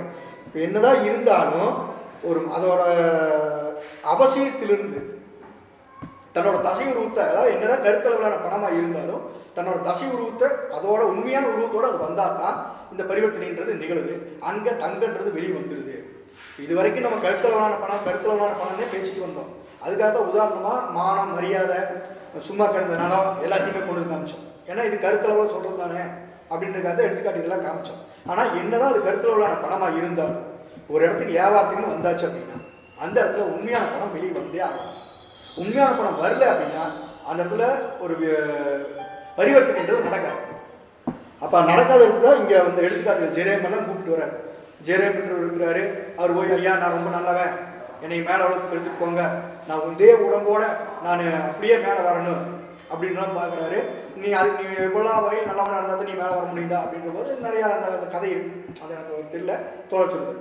இப்போ இந்த மாதிரி இப்போ இதுலேருந்து நம்ம என்ன புரிஞ்சுக்கிறோன்னா, இப்போ ஒருத்தர்கிட்ட வியாபாரம் பண்ண போகிறோம், இல்லை நீங்கள் என்கிட்ட வியாபாரம் பண்ணுறதுக்கு வர்றீங்கன்னா நேரடியாக அவர்கிட்ட போய் என்கிட்ட 1 கிலோ இரும்பு இருக்குது, இந்த 1 கிலோ இரும்புக்கு இத்தனை கிராம் தங்கம் அப்படின்னு நம்ம என்னதான் கருத்தில் அவளை சொன்னாலும், சரிசிப்பா நீ வந்துட்ட, உன் பொருளை பார்த்துட்டேன், உன் கையில் இருக்கிற காசு என்ன வெளியேடு அப்படின்னு யாரு புனித பீட்டருக்கு தாந்தோ சொன்னது. புனித பீட்டர்கிட்ட சொல்றாரு, நீ என்னதான் நல்லவனா வந்தவனா ஒரு விஷயம் என்ன, பணத்தை வெளியேடு. அதுதான். அப்போ இதுலேருந்து நம்ம புரிஞ்சுக்கிறது என்னதான் ஒரு பரிவர்த்தனை நிகழுது. அப்போ ஒரு பரிவர்த்தனை நிகழ்வுக்கு கருத்தளவிலான பணம்ன்றது ரொம்ப அவசியமா? கண்டிப்பாக அவசியம். ஆனால் கருத்தளவிலான பணம் அப்படின்றது மட்டுமே நம்ம வச்சுட்டு இருக்க முடியாது. அதுக்கு பின்னால உண்மையான பணம்ன்றது இருக்கு. ஏன்னா உண்மையான பணம் கொடுத்தா தான் அங்கே மெய்யான பரிவர்த்தனைன்றது நடக்குது அப்படின்னு சொல்ல வர கருத்தை அவர் சொன்னார். தோட்டு போயிடலாங்களா தோழர்?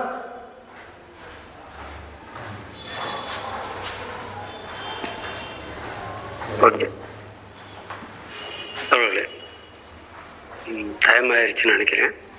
இந்த பேராகிராஃபை நம்ம அடுத்த வாரம் கூட மறுபடியும் வாதிப்போம். இந்த அடிக்குறிப்புல கொஞ்சம் நம்ம பேசிடலாம். பேசுங்க தோழர். மணி 9 ஆயிடுச்சு, முடிச்சிடலாம் தோழர். அடுத்த வாரம் பார்த்துக்கலாம். சார் சொல்லி முடிச்சிருங்க தோழர். அவசரமா சொல்லி படிக்க மாட்டோம். அடுத்த கிளாஸ்ல நீங்க சொல்லிட்டீங்க, சொன்னது வரைக்கும் சரிதான். இதில் கூடுதலாக வந்து சொல்ல வேண்டியது அந்த அடிக்குறிப்புகளுக்கான விஷயம்தான். அது ஒரு 10 நிமிஷம் ஆயிரும். அதனால நம்ம அடுத்த வாரம் அதை பேசிக்கலாம்னு நினைக்கிறேன். சரிங்க தோழர். டவுட் இருந்துச்சுன்னா கேளுங்க, நம்ம பேசிக்கலாம்.